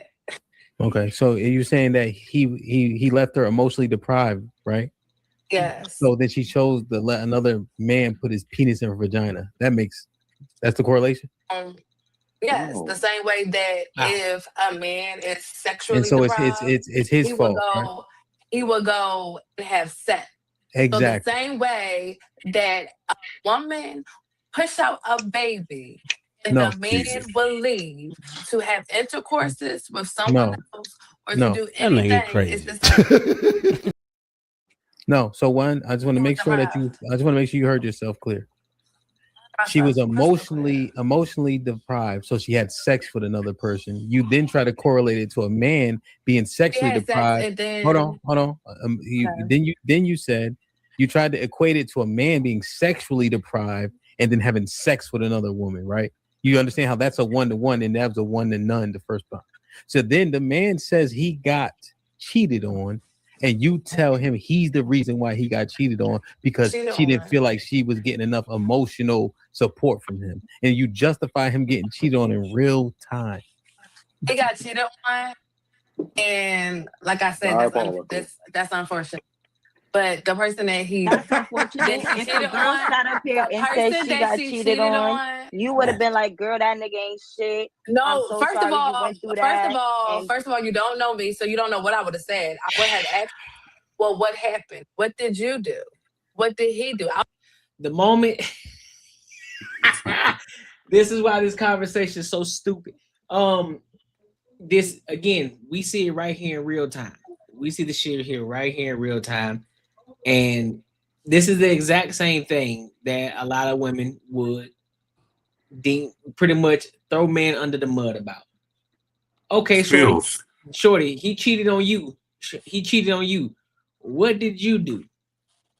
What did you do wrong? What made him want to go out and go fuck this other chick down the street? What was it about you that made him? She doing the exact same thing. Mind you, he talking about him cheating on chicks before her. Now she's justifying it by saying that, oh, because your emotions and all this shit wasn't there, that led her to want to go step out and go cheat on somebody else. Now, mind you, they ain't married or no shit like that, girlfriend, boyfriend. So technically speaking, they ain't cheating. But for the sake of conversation and for the sake of this relationship shit, what the fuck she talking about? She just justifying justifying everything.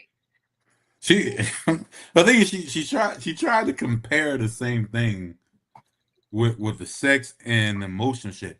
So hey, if she was emotionally deprived, she should have went to a fucking emotionally fucking friend that's very emotional and got that fucking emotion support she needed.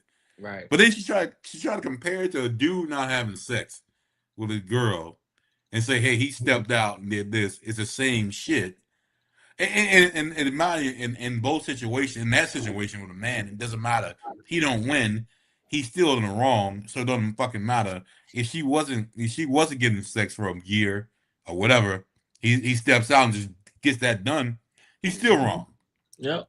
So how the fuck she's saying, like, she's literally making an excuse for a girl cheating on this dude. He said, hey, I'd never stepped out on her for some emotional fucking shit, some situations.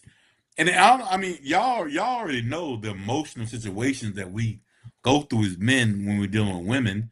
It's just validation, pretty much. Validation that we ain't gonna fucking give you because it's stupid. It's half of the shit don't make no goddamn sense. And I'm gonna sit there and fucking give you some validation don't make no goddamn sense. I'm not gonna sit here and do some shit that's gonna make you feel better, but may make me feel like shit. I'm not gonna do it.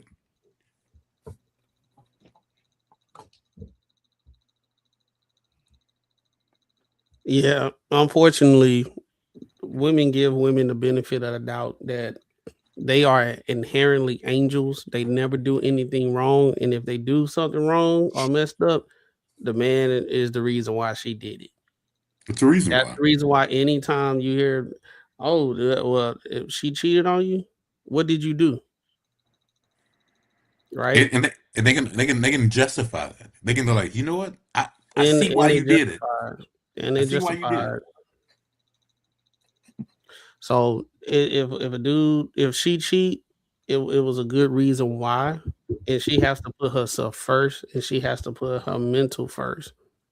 Hey, Macaroni, could you imagine going through a whole bunch of situations, and if a lot of situations where dudes were knocking the shit out of chicks, and we were sitting there talking about like, man, I see why you did that. like it's almost justified. Like you doing some shit that you know you shouldn't be doing, or because I kind of look at it the same kind of way. Like those are two things that we're different. Like men hitting women and women having sex on a man. Like those are two things that we have control over that could be detrimental to the other person. You know what I'm saying? So like it's like one of those things like, hey, yeah, my girl's talking shit to me and I just fucking knocked her out. She said, yeah, I don't like your holes in your underwear. Popped her. And then you'd be like, yeah, I see why you did that. Yeah, that's that's the girl code, bro. Just like and look in her face. She gonna keep talking. She thinks she right. Like she thinks how hemp showed it, right? She's like, yeah, like she's like, what's the issue? Yeah, what did you do? What him said was what would make a normal person be like, shit, I should reevaluate what I'm saying because this doesn't make any sense. Yeah, this is how you know they don't have conversation with people with opposing views often because they're so used to talking to the same people that agree with them. Now they in unfamiliar territory, so they're not even thinking about like objectively how this looks, like the shit that I'm saying, how it looks. Like she literally like, okay, what did you do? And no, she didn't even say what you do. She was like, did you cheat? Right? He said he did all this stuff and she still cheated. Most people like, damn, man, you did all that stuff and she still cheated. What a piece of shit. Nah, she was like, well, what you must have did, or did you cheat? And I'm waiting. So inherently, his ex cheated.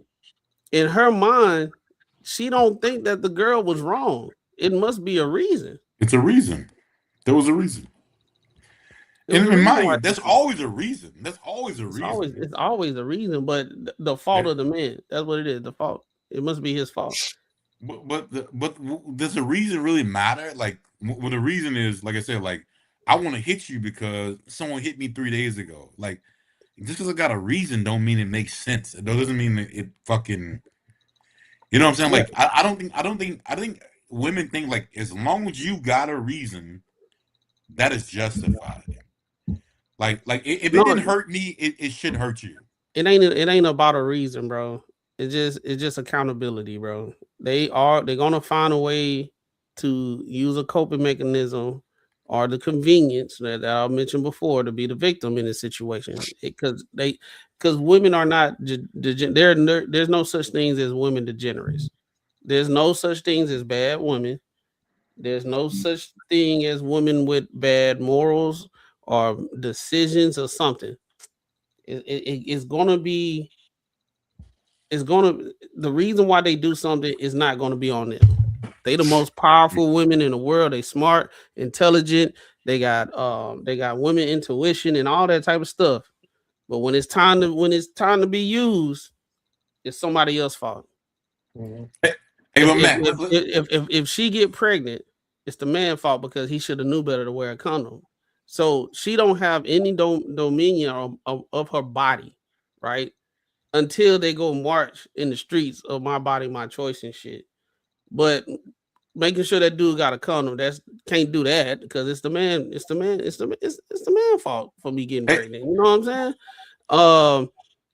saying? The dude get cheated on. What you do? Well, she must be right. You know what I'm saying? So we can't make her look bad. Why would we do that?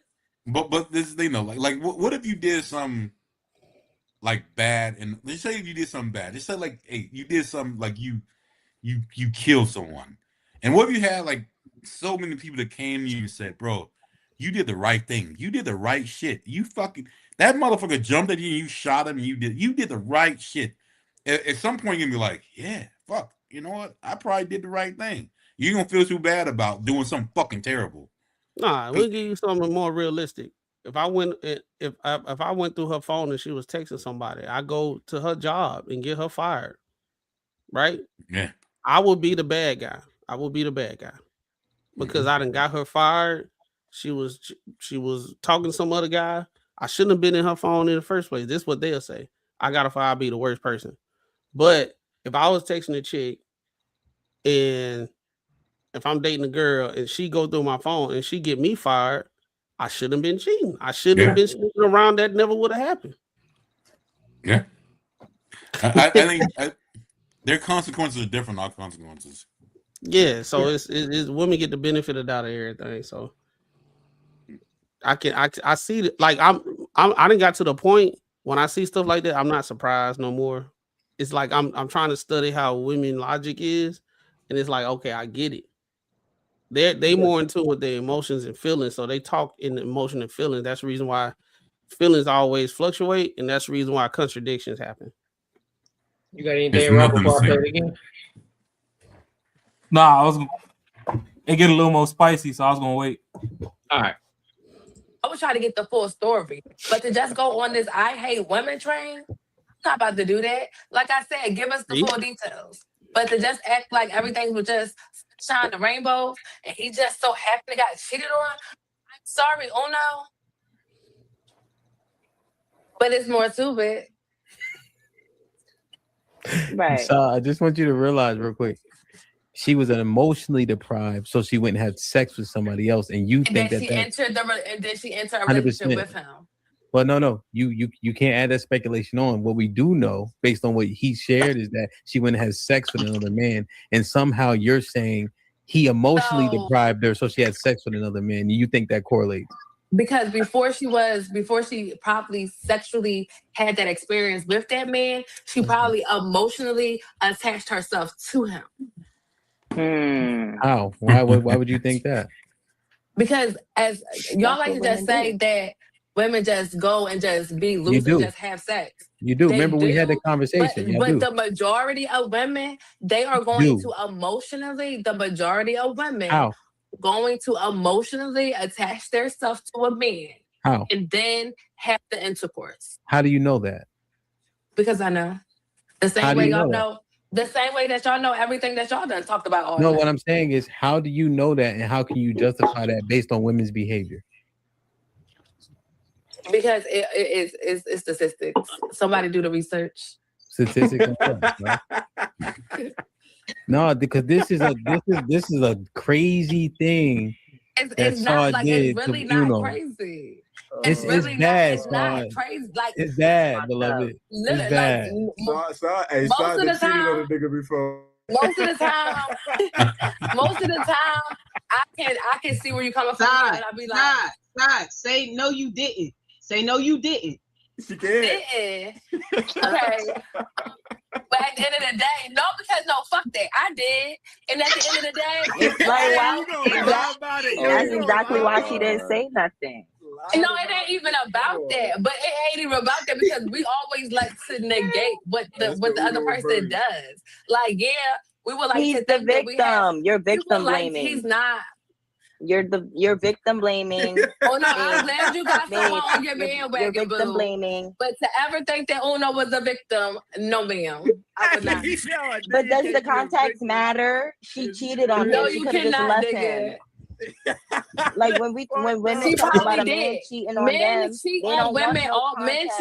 men cheat on women all the time. Yup, Hey, I know, Courtney, and y'all don't all ever the give out no time. context They don't when a never man cheat leave on a woman. because they why can the leave context too, matter but they now? choose not to. Why the nuance The context matter now? never Now everybody matters. care about nuance. The context everybody never care about matters. nuance. All I'm gonna tell you, Miss Alexis, is Aaliyah. My name I is don't Aaliyah. go. Yeah.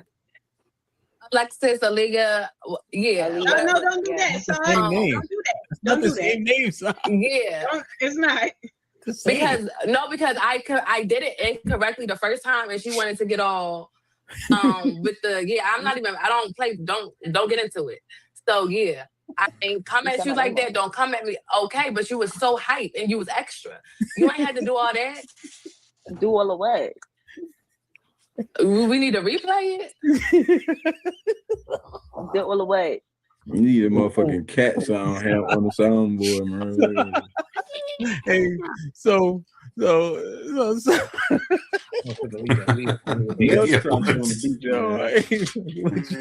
I love the beat.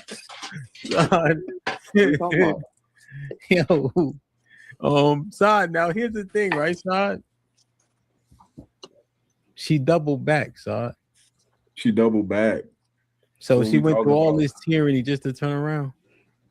Come on. Sometimes you have to learn a lesson the hard way. Come on, Saad. No, we just because we provided you the information you needed to make sure you could say if Uno was indeed a victim. You know what I did when she doubled back? What you did? Dog the shit out of her ass. Foot on the head, goddamn. Like I was on my last dollar. And I stopped talking to her. She let rollerblades, not roller skates, rollerblades. I did. So what? Hassan, what you think now that you know put a she hole in the doubled back? mattress and stop talking to her. Block. You know me, him. At the end of the What's day, up? I stand on what the fuck I said. No. Because you remember you said you needed all the info, so she He's doubled not back. a victim. He's not a victim. Damn. Here, if you double back, sometimes we Okay. double back. Sometimes we like a little extra. Like what? Hey, Sonny, you a real See what we gotta go through here? Sonny a real nigga, yeah. Damn, son. Bro. Treacherous. That's a treacherous twin, man. We be acting like we not living this shit in real time. So he deserved it. Come on now. He's stuck with it. Wait, Saw. See, remember, it's 320 people here, right? We didn't grow up where y'all grew up. Are you saying that Uno deserved it? Oh no, you probably didn't deserve it, but then in the same sense. Hold on. Probably did. Saw, I need you to come on, because did he deserve Okay, it? so I think he probably did, but because I like Uno, I want to say that he did. But that's just because I like him. Jesus. Appreciate So it. wait, Right. if she has a, maybe I deserve. If she has a dream about me cheating, am I at fault now? You did that shit. You did that shit, nigga. You did that shit in your past life, man. Damn, boy. So Damn, he man, got this hit girl with a map is honey bun crazy. and it's his fault. Crazy. This is outrageous, That's bro. like a boomerang. Tage, what you think? Is Uno fault he got cheated on? I mean, I don't know his situation. How am I supposed to say yes or no? The fuck you Well, gonna say no? But another man put his penis in her vagina. I mean, I'm sure he didn't ask her to do that. Oh. Yeah, he didn't ask her to do it. She just went and did it because or Yes. whatever. So I mean, I don't know how necessarily it's his fault unless he, maybe he's seen the signs and just chose to ignore them. But other than that, like, I'm Even pretty you sure saw he was happy signs? about Yeah. it. So yeah, he did the right thing. I mean, Who was it? Was it his fault that she did that? I mean, how could it be his fault? No, I'm asking. Is it his fault? No. Oh, okay. Okay. It took a long time to answer listen, that fucking question. EBD Alexis, man. I've been talking to the kiddos, man, for about an hour and 37 minutes. Damn, it's been that long? Now Yeah. we I ain't no kiddo. You think that's a long time? I mean, It's okay. They don't have to get caught in the minutia. They microwave generation. Mel, how old are you? 30. Yeah, my nigga. By the time you was born, I put myself on a bus, my nigga. I'm still in your generation. I was in fucking what grade was I? I'm 10. I'm in fucking 5th grade by the time you born. Fuck out of here. I'm feeling y'all So- generation though. I'm just saying, Google Gaga, like we not the same. So, yo, so y'all been listening. The kids done fucked me up, man. I ain't gonna lie. Tasia done try to hit me with spin move after spin move. Like my brother ain't tell her I was the best football player from around where we from for 4 years straight. All right, where we at? So, what do y'all think about this so far? Because I think they just kind of doing a little rant with us so far. It's typical. It's like the other video with the left wing chicks. You know, the sisterhood. Like if one chick say something, then it's on the next. They gotta say they kind of being careful what they say because they don't want to mess up the sisterhood. So that's the reason why old girl, she said it's like pulling teeth. She said it was wrong, but before she was like, I don't know. Because old girl, she saying what she's saying. She don't know why. But Uno, he old with it. He was wrong for another chick letting another guy stick his penis in her vagina. It was karma for her. She was like, I know you did something before, so whatever you did before her justifies her doing that to you. Karma. What kind of crazy shit is that? That's girl now. Because if they cheated on a dude before, they was like that was the past. You know, she'll never do nothing like that again. It's just the past. Oh, it's justified though. Yeah, There's it's a reason justified, why. too. It was justified why she cheated too, but she still won't do it again. Yeah, Right. it's different reason. So you should judge her now versus back then because she don't move like that no more. Yeah, she a good girl. She got the stripper pole. She ready to go. Mhm. And now he's like, you know what? Yeah. Yeah, you just can't win, bro. Like they all possess the same mentality. It just depends on how far gone it is. I really think behind closed doors, bro, I think a lot of girls be up here capping, bro. I think a lot of them got morals and shit. And it's just a sisterhood on blast, and it's a display right now. And they'll say some stuff they probably actually wouldn't even do. I'm gonna say the bullshit. sisterhood won't. So how the sisterhood is, so they can be a part of it, not against it. And when men around, like I said, according to the other day, there's 3 different types of chicks. It's the woman that they know, the woman that they don't know, and a woman that cross them. Now, if that chick that cheated on him on Uno, that girl didn't like that girl, she'll condemn her real fast. Yeah. But because she don't know her, or that could be her friend, she gonna take up for her. Yep. Facts. I think personal morals always the sisterhood, because even on our own pod as it is, we've had 2 women on our pod that they don't agree with none of the bullshit. Because you could never move Kay off her square when she was up here. Yeah. And she wasn't always down with the sisterhood shit. Like if something was bullshit, she'd straight up be like, yeah, well, I get it works for most of them, but yeah, no over here. And then you got Courtney that's just straight up like, hey, yeah, I might be wild and do this, that, and the third, but that shit over there some bullshit. Like, I don't give a fuck what you talking about. You know what I mean? So if you got morals and they exist and they deeply rooted in you, it'll show. Like the problem is a lot of these motherfuckers that get on camera, they done spun the block 3-4 times on the whole face. And that's why now, man is wrong, man. And it's fine. I mean, Uno died something, because what if she would have got in her chest and cheated on him and called, hey, you can't blame him for that. You was creeping and called something. So like motherfuckers really don't even understand the magnitude of what's possible when they do dumb shit like that. True. Ain't no way you gonna tell me you was in your chest and I got the same thing in my pants that everybody else got in theirs. You was in your chest so deep that you thought you should go catch somebody else's shit when mine at home just slanging around, slapping me on the thigh all day. Like that don't make no kind of sense whatsoever. Then all these women sit up there trying to be like, oh well, it's just karma for what you might do in the future. Like the fuck? Right. Where the fuck that fall off the bookshelf? That don't make no goddamn sense. Karma for what you might do. Based on her logic, if she cheated, he could have did something to her and it'd be justified. Based off her logic. But you're talking about logic though. That logic, but it'd be wrong now. If she cheated and he went upside her head, then he'll be wrong. Yeah. Logic bends with a lot of women. It's like it is whatever fucking works in my. It's almost like if you can make a puzzle work, whatever fucking way you can make it work, then that's how shit goes. If you can turn a puzzle around and make that square peg fit in a hole, then that's what we're gonna do. Like literally, like it's almost like in your own fucking world.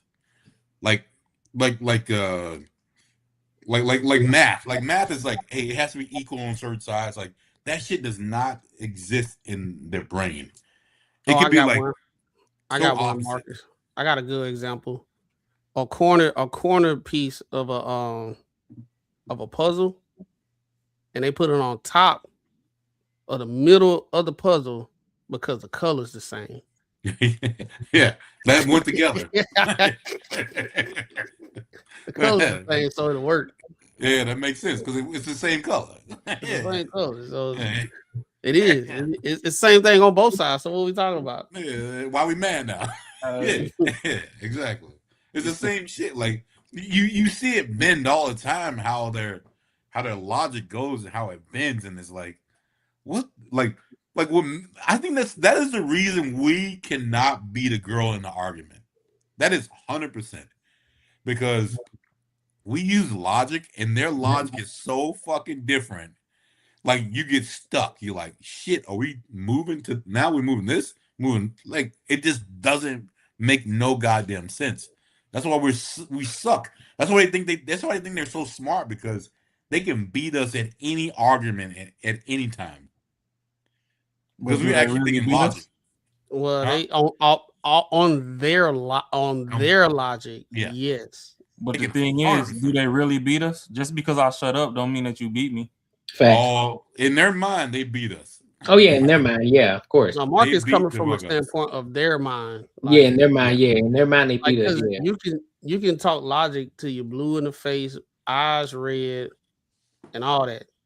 Die, come back. But like I said, they put that corner piece in the middle of the of the puzzle just because it's the same color. Now Yeah, she's exactly. telling you about that, and you Yeah. like, yo, that don't just because it's the same color doesn't mean it fits. That's And then why you it talk made about so it much gotta, sense. it gotta to me. go on a corner, but at the same time, it's based off how they feel. So it's like the conversation don't go nowhere because Matt, that's why it made so much goddamn sense to me when you said that shit. I was like, fuck you right on.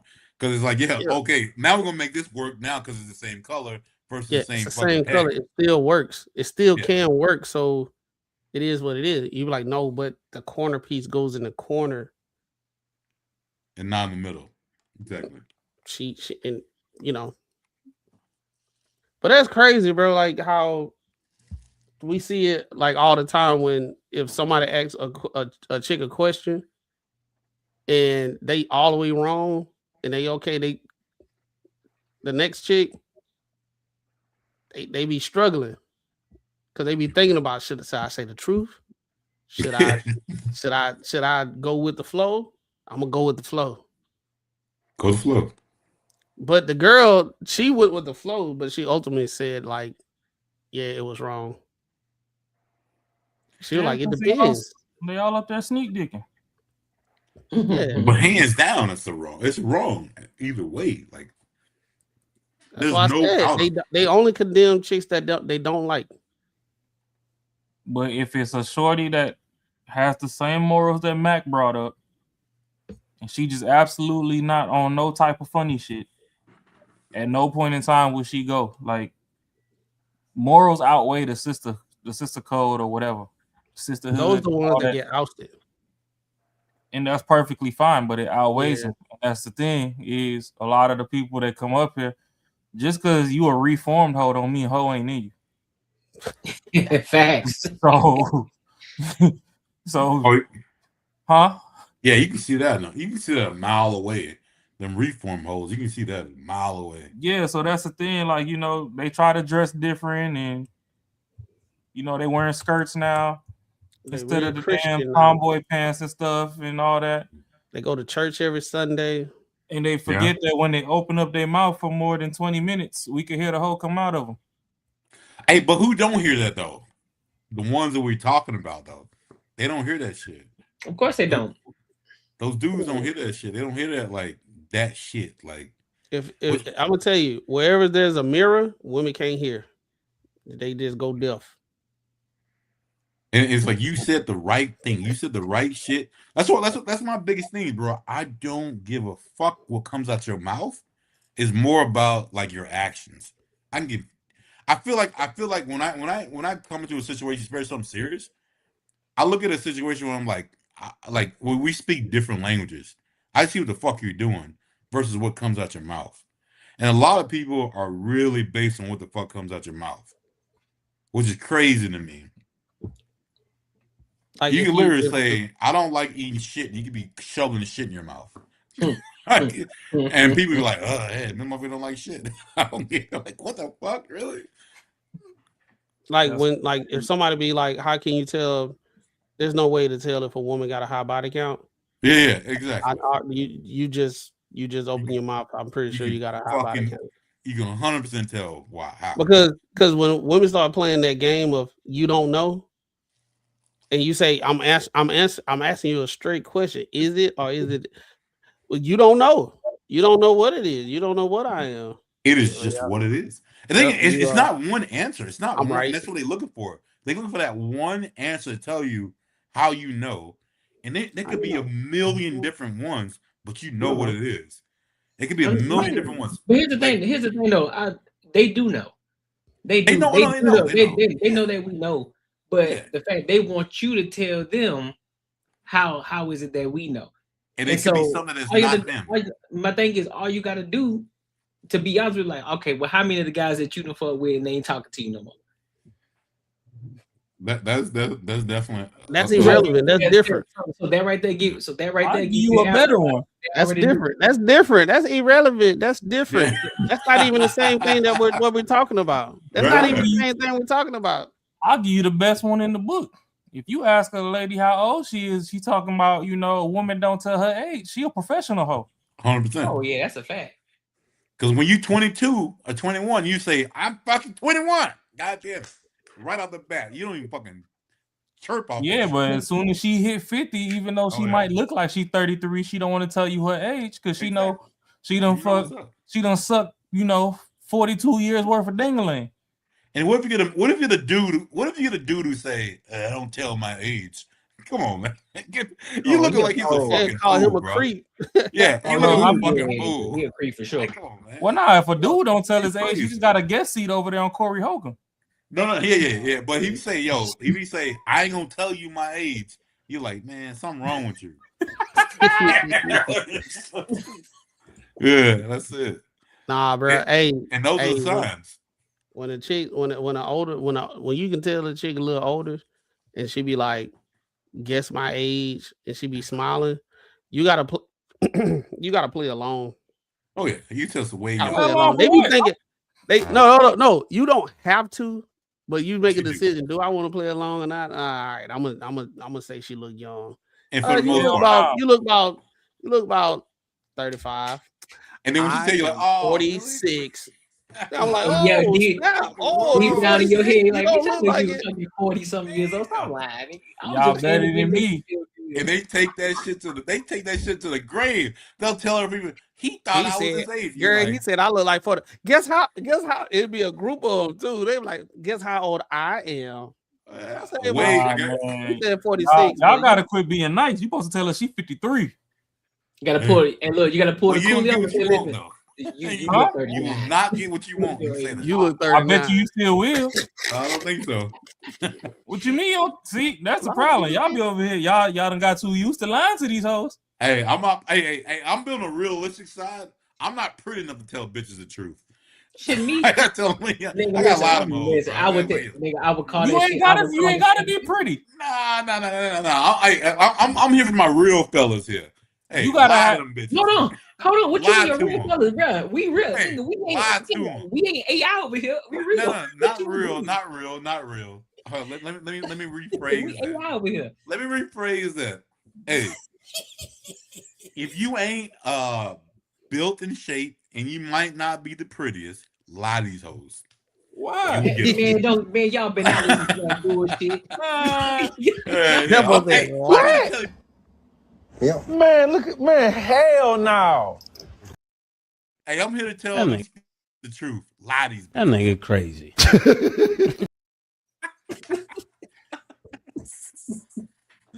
Hey, you want to get them pants? Lie to him. Why? Why not? You gonna get it.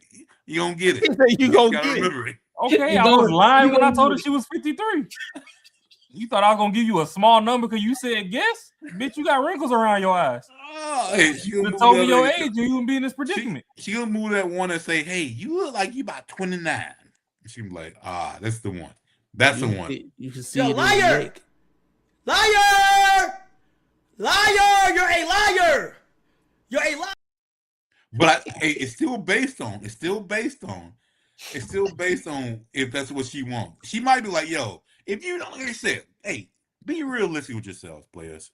Be realistic. Okay. You gonna get an asshole. You do what you gotta do. Say whatever she gotta say. Get in and leave. Nah, that's cap. I'm from New I'm York. I ain't got time for all that cute shit. Bitch, No, you it's not want cute. It's not cute. Get in and get out. Mark, you funny as shit, boy. You funny as hell, dog. Hey, you gotta get in and get Stop out. all that cute shit. The fuck? Hey, no, I get asked in, you get a out. question. Now you want me to play games? I'm gonna play the game, bitch. You look 53. Yeah. No, I see gray hair and wrinkles around your but eyes. realistically, it can only work for two people. If you are fucking just like chicks, same shit. Certain chicks can get away with saying something to you, and some chicks can't. Like if a fat bitch came to me and say, "Man, you look overweight," I'll be like, "Get your fat ass out of here." But if some hot ass bitch rolled up to me and was like, "You look, hey, you look a little big," I'm like, "What's up?" It's gonna hit different. It's gonna hit different. Hey, you know what's up. Get the fuck Nasty out. work. Get the fuck out. I just told y'all the truth. You know what's up. That's nasty work. Hey, you know what's happening. He said a pretty chick, you know, said I'll let her slide with it, but if another fat bitch come and tell me, nah, bitch, get your fat ass up out of here. Get your fat ass out of here. Get your asshole out of here. You Get wild. on out of here. Hey, we got to tell these people the real shit, man. Well, nigga, that ain't real, nigga. That's lying. You lying. You ain't keeping it a buck. He ain't lie about her being fat though. But yeah, true. He said, "Get your ass up out of here." He said, "Get your fat ass up out of here, bro." Hey, I'm out. Hey, most times you still will take the fat girls, but it's all good. It's all good. Don't say Mo. She still got metrics she got to meet. Nigga said, "Listen, it's a drought, nigga. I might have. You know what? I'm gonna go ahead and fuck with you tonight." Oh, hey, Courtney. Hey, put the core, hook him up. Put the core, hook him up. Hold on. Yeah. Hey, that's that look like. Hey, that's that look you thinking about it. You like, I'm in a drought. Yeah, fuck it. She said she talking about going. Goddamn. She was like, you were like this.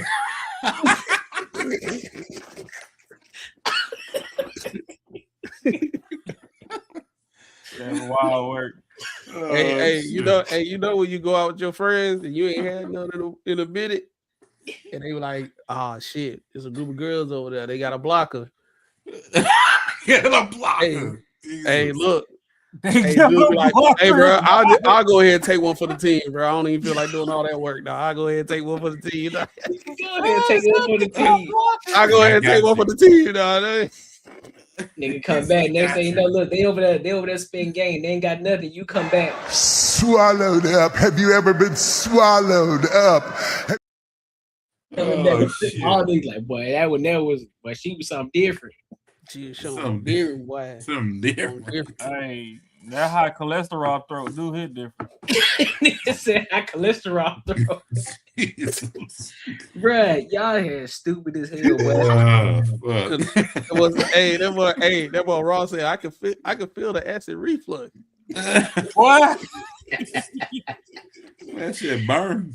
Shit got ripples like a bubble jacket on the inside. My shit a little tingly. Y'all ass dumb as hell. I had to take a Tom's when I got home, boy. I don't even need to go to the doctor. I just need to take a Tom's, boy. That's crazy. Hey, y'all wild, bro. Y'all dumb as hell, bro. Y'all got any other thoughts maybe before we close it out? Yeah. Nah. I think Black man everything don't that eat. needed to be said was said. It was Black men said. don't eat, but apparently the women do. Yeah. I feel what I said. Yeah, that's shit. Yeah, one day, bro, we gonna. I don't know. I don't know. Do y'all think it's getting better or worse? It's getting worse, bro. Worse for what? For like how these chicks are thinking, man. It's crazy. I think they're coming. I think they're slowly coming back around. I think that's what I think. I think the worst, the It depends on what ones you're looking for. I think a lot of them, the pendulum is swinging, but the ones that do, they just getting worse and worse. It's the logic is getting out the window. Like it don't even make it. it don't even make sense for women these days. Some women be like, okay, girl, now you tripping. Yeah. Yeah. You stupid. Like y'all hear that thing where like all these chicks they are divorcing their parents and stuff. Like it's called no contact situation, no contact parenting. Like they what would like you the do smallest if you inconvenience while they was growing up, social media and all this stuff, then put in their head that their parents were just the worst. So they doing no contact to their parents. Well, the That's problem is crazy. they're not realizing they're falling for global population control propaganda. Yep. And they just slowly falling into that hole. But at the same time, hey, on some toxic shit, the streets always need practice squad. So yeah.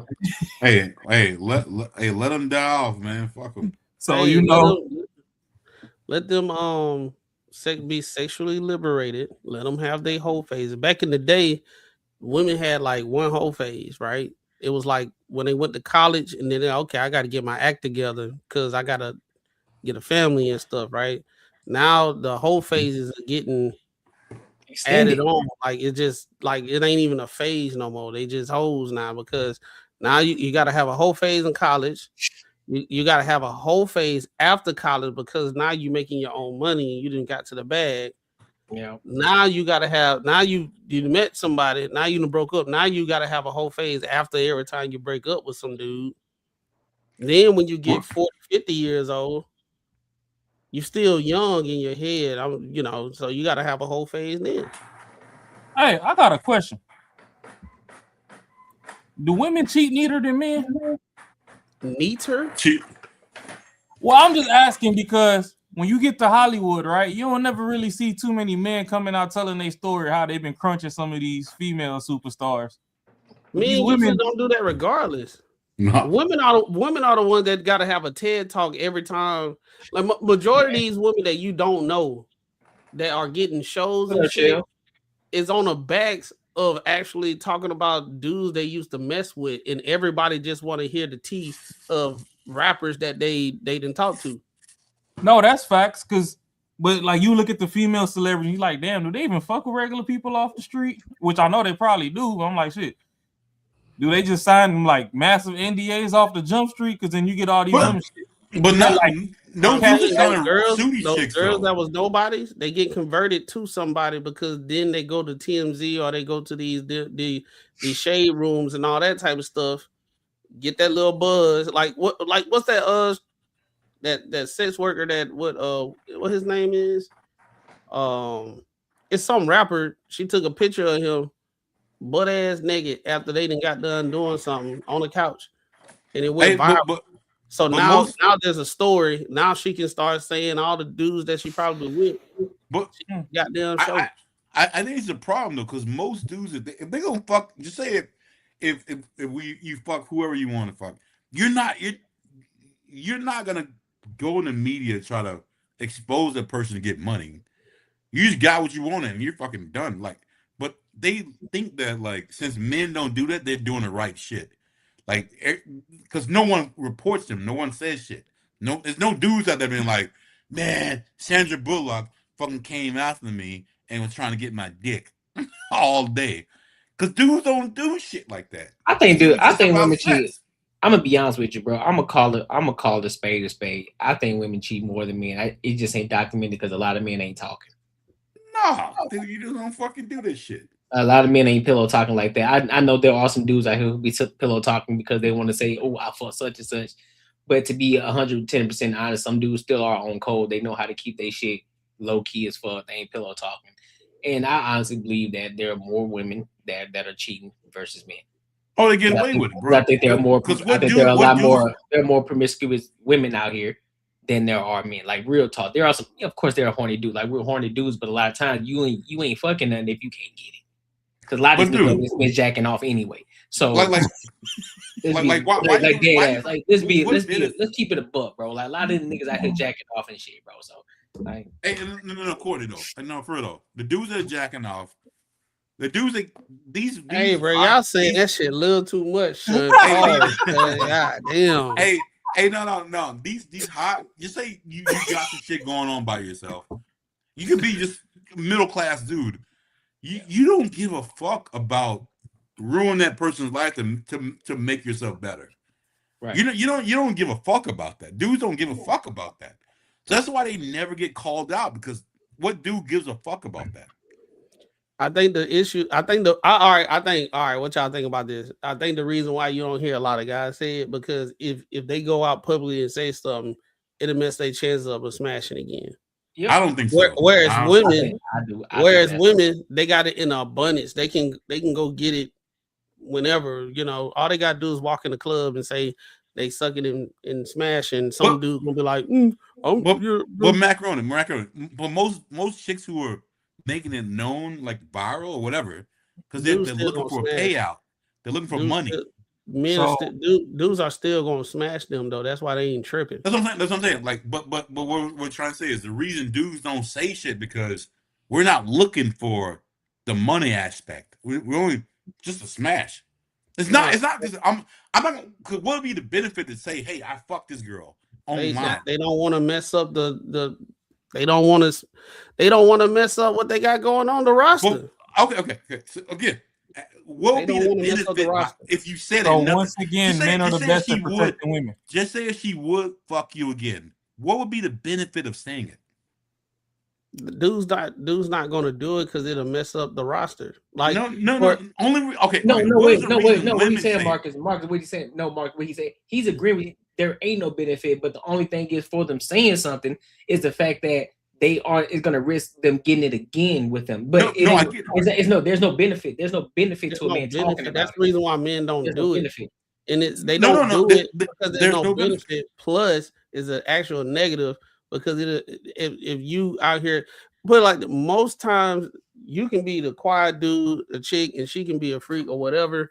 But she already know the spot that blew up. She probably smashed a couple dudes, blah blah blah blah. But if you one of those quiet dudes and ain't saying nothing and everything, you can get some play, because they want it secret. So dudes is no benefit of talking about it or nothing like that, and also they don't want to mess up the roster.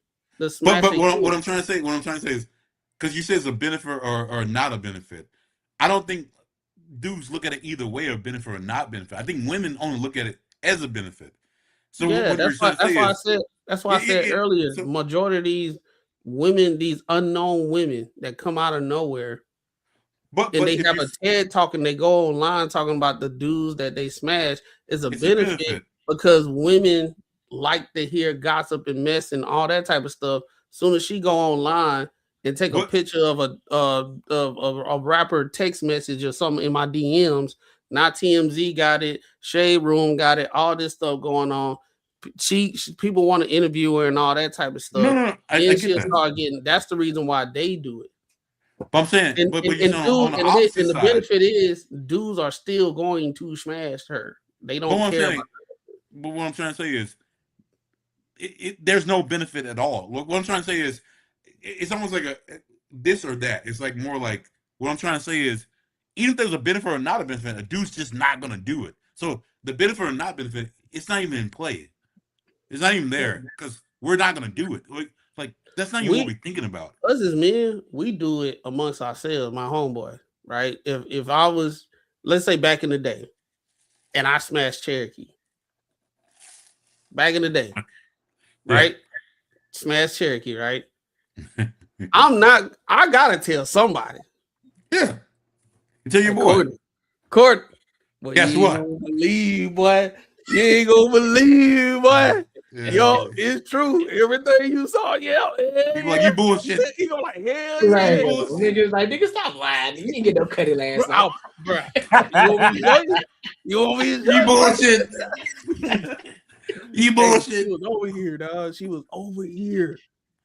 But what I'm saying is, but it's still, again, different, because it's not the same. Because there's no. I guess I'm trying to articulate this right. No, we're answering what you're saying. Like, there is no benefit for the man saying it at all. But if you were to look at something for a benefit, is to get it again. That's it. But ultimately, it would be no.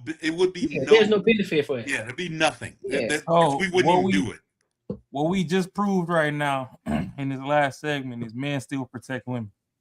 Yeah.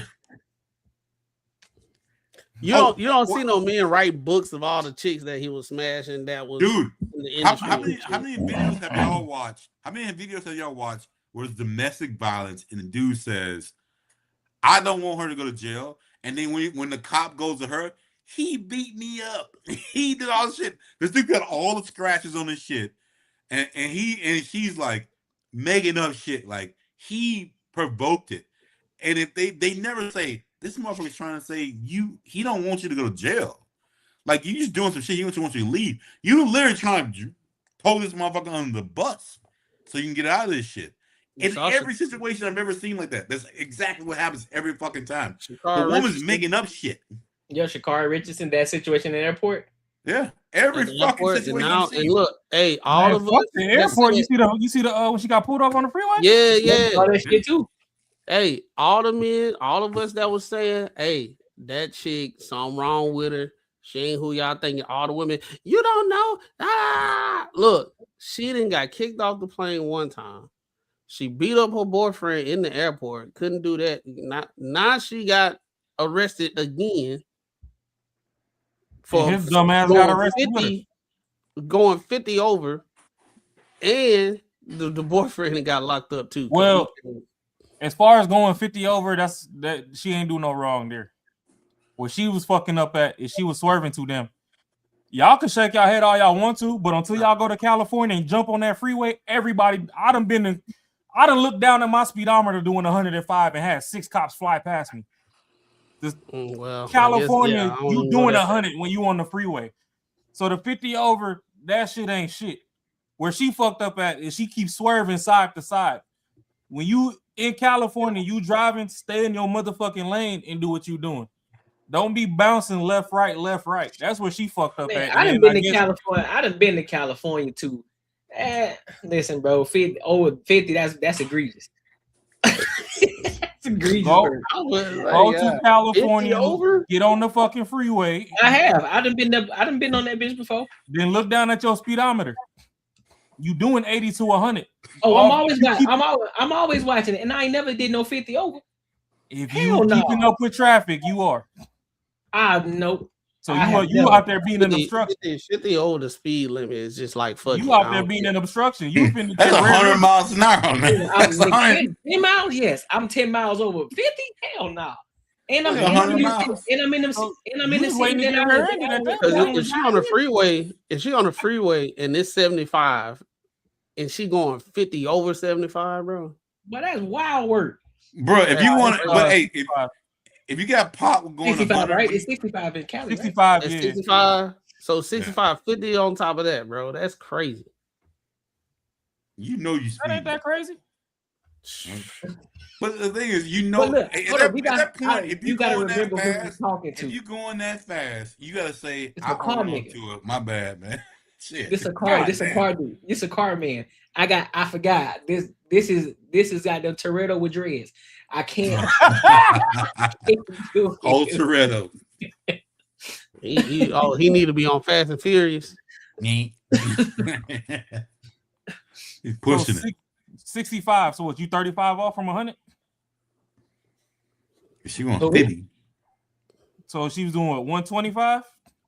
So you only doing 25 over fucking everybody else. I guess, man. Shit. No, that makes sense. I get you go 100 miles an hour and still be cool. No, but if you get caught doing it, it makes sense. I'm telling you, in California, that is literally flow of traffic. Unless you out there in rush hour, because you can't do it because they rush hour just stupid. Cali and Vegas rush hour is retarded. Bro, if you go 100 miles an hour, bro, that's fast. I don't know what the fuck y'all talking about. That shit ain't slow. I have no reason to do that in Atlanta. I don't care. Atlanta crazy too, because you gotta watch out for people. You going that fast, you gonna have somebody. It's 5 lanes. Man, when I he was gonna in come from Atlanta, all the way I'm to the over there left trying to do lane, speed all the limit. way to the right, try to make a goddamn exit. Bro, when you going about 100 on a motorcycle, you don't see like fucking lights. Just like, you You don't really see shit you can pay attention to. But see, my problem. So like what you just said in Atlanta, I had a situation where I almost had some dude where shit. If I would have changed lanes, he'd have been up out of here. Ooh. I forgot where I forgot what part of Georgia my boy stay at, but I was coming back to the city from because he out in the countryside somewhere. Come back to the city and some dude was in his AMG at nighttime. Black AMG, bro, lights off. The only reason I knew when he flew past that it was even a car was because you know how the strips on stuff on the interior, all the interior lights and stuff. I'm like, what the hell? And then you can hear the growl from the motor. I just one of them fucking dudes is so far in the car game, I could damn near tell you what car it is by the exhaust. But yeah, motherfucker flew. But I'm like, God damn! Like, if I'd have changed lanes, he'd have been smoked. He'd been done for. So I mean, if you're gonna do it with your lights on. But I can tell you, Cali flow of traffic. If you unconsciously trying to keep up, even the minivan doing 100. But once you start in the Astro van at the all in ass. Fam. But once you start swerving lane to lane and doing all that extra shit, then that's when, which even the cop said it was like, hey, not only were you speeding, but you damn near clipped the front of my shit, cutting me off. Right. Like, nah, you got 1 or 2 lanes dedicated and just do that. But she was hawking people down, flashing high beams. They wouldn't get out the way, so she took it up on herself to pass on the right and all this other stuff. But hey, we finna get the Autobahn out here in Arizona. I can't wait till they pass that shit. What? And they about to be acting a fucking fool out here in these streets. They already can't drive it. Don't let it rain. It's over with. I got a couple things I need to shake down. As long as they enforce the lane laws like they should, I got a couple things I need to just go ahead and blow the dust off real quick. Hey, bro, hold on. I mean, since 3 of us live in AZ, have y'all seen y'all thermostat hit by 74, 75? Who? Your thermostat in your house? It ain't never been that. That's crazy in February, man. You said has it hit what now? Thermostat hit like 74. Like, yeah. I look at my shit today and I walk past. I'm like, what the fuck? In February, 74 degrees? This is crazy. Yeah, brother. This is beautiful weather right now. At the same time, like I told y'all on the last Sha'Carri story, she just need me in her life. She needs somebody to understand. Jesus. She needs somebody. Yeah, she needs somebody gonna put her head through the wash and dry, huh? Put her through that one time. Like, let me show you. Here we go, right here. Like, let me show you something real quick, little mama, because 1 month subscription right here should be A-okay. 1 month subscription. Shit. Hey, let me learn you something real quick. You know what I'm saying? Man, I'm telling you. But how you pull up to go save your chick and end up arrested too? Yeah, that's some crazy shit. I don't understand that one. Who's that? The car's boyfriend? Yeah. He got arrested when she did. He pulled up to the scene, I guess, and they took his ass too. Man, god damn. He ain't learned yet, huh? He'll learn when she leaves his ass. He must have had a hole in the cape. Yeah. I ain't never seen a hero get beat up with the... She will definitely eventually leave his ass, and he'll figure it out. Then he'll be bitter. Who gonna be bitter? He will. Nah, he just gonna go on a little toxic spell and go enjoy some of the hors d'oeuvres. The He been papoose. 100 yards. Y'all see what old buddy put in the chat? Man, she a wild boy. That's crazy. That's the cue. That's the cue. Hey, I don't know about groceries, man. No, that's 100 yards. 100 yards of that thing, man. He said he dragging tongue. Paul. Hey, he'll be the type of dragon tongue, though. That's crazy. Man, like, comment, subscribe. Hey, Jesus. That's how they get it. That's the Benjamin Barter Show. We to get y'all next time. Oh yeah, when he said that shit. Like he said, boy. Boy. That's the show. Oh shit. Oh shit. That's crazy. Boy. That boy said, I'm Spanish. I'm not right. He the type of person that eat the groceries but say chitlins is nasty. That boy said he like his refried beans on tap. He said he's Spanish. You're like, man, I don't eat shit, but I love asshole. Boy, I'm telling you, shit. Woo. I don't eat chitlins, but I don't like chitlins, but I sure eat spaghetti. He said Nigga, there's something booty hole about with a that minute. not today. Fresh booty. Yeah. Oh, he said he's Spanish. He like delicioso. Boy. Jesus. Yeah, it's funny. Well, listen, y'all. Tonight was fire. If you haven't supported the channel yet, make sure you do so. Also, make sure you like, comment, subscribe for the algorithm, and make sure you hit the bell notification, my good people. Tonight was fire. And make sure you guys are here tomorrow for the Courtney show. We're going live tomorrow. We're going to run it up. You already know. That's how we do it. All right. So until next time, my good people, I will holla.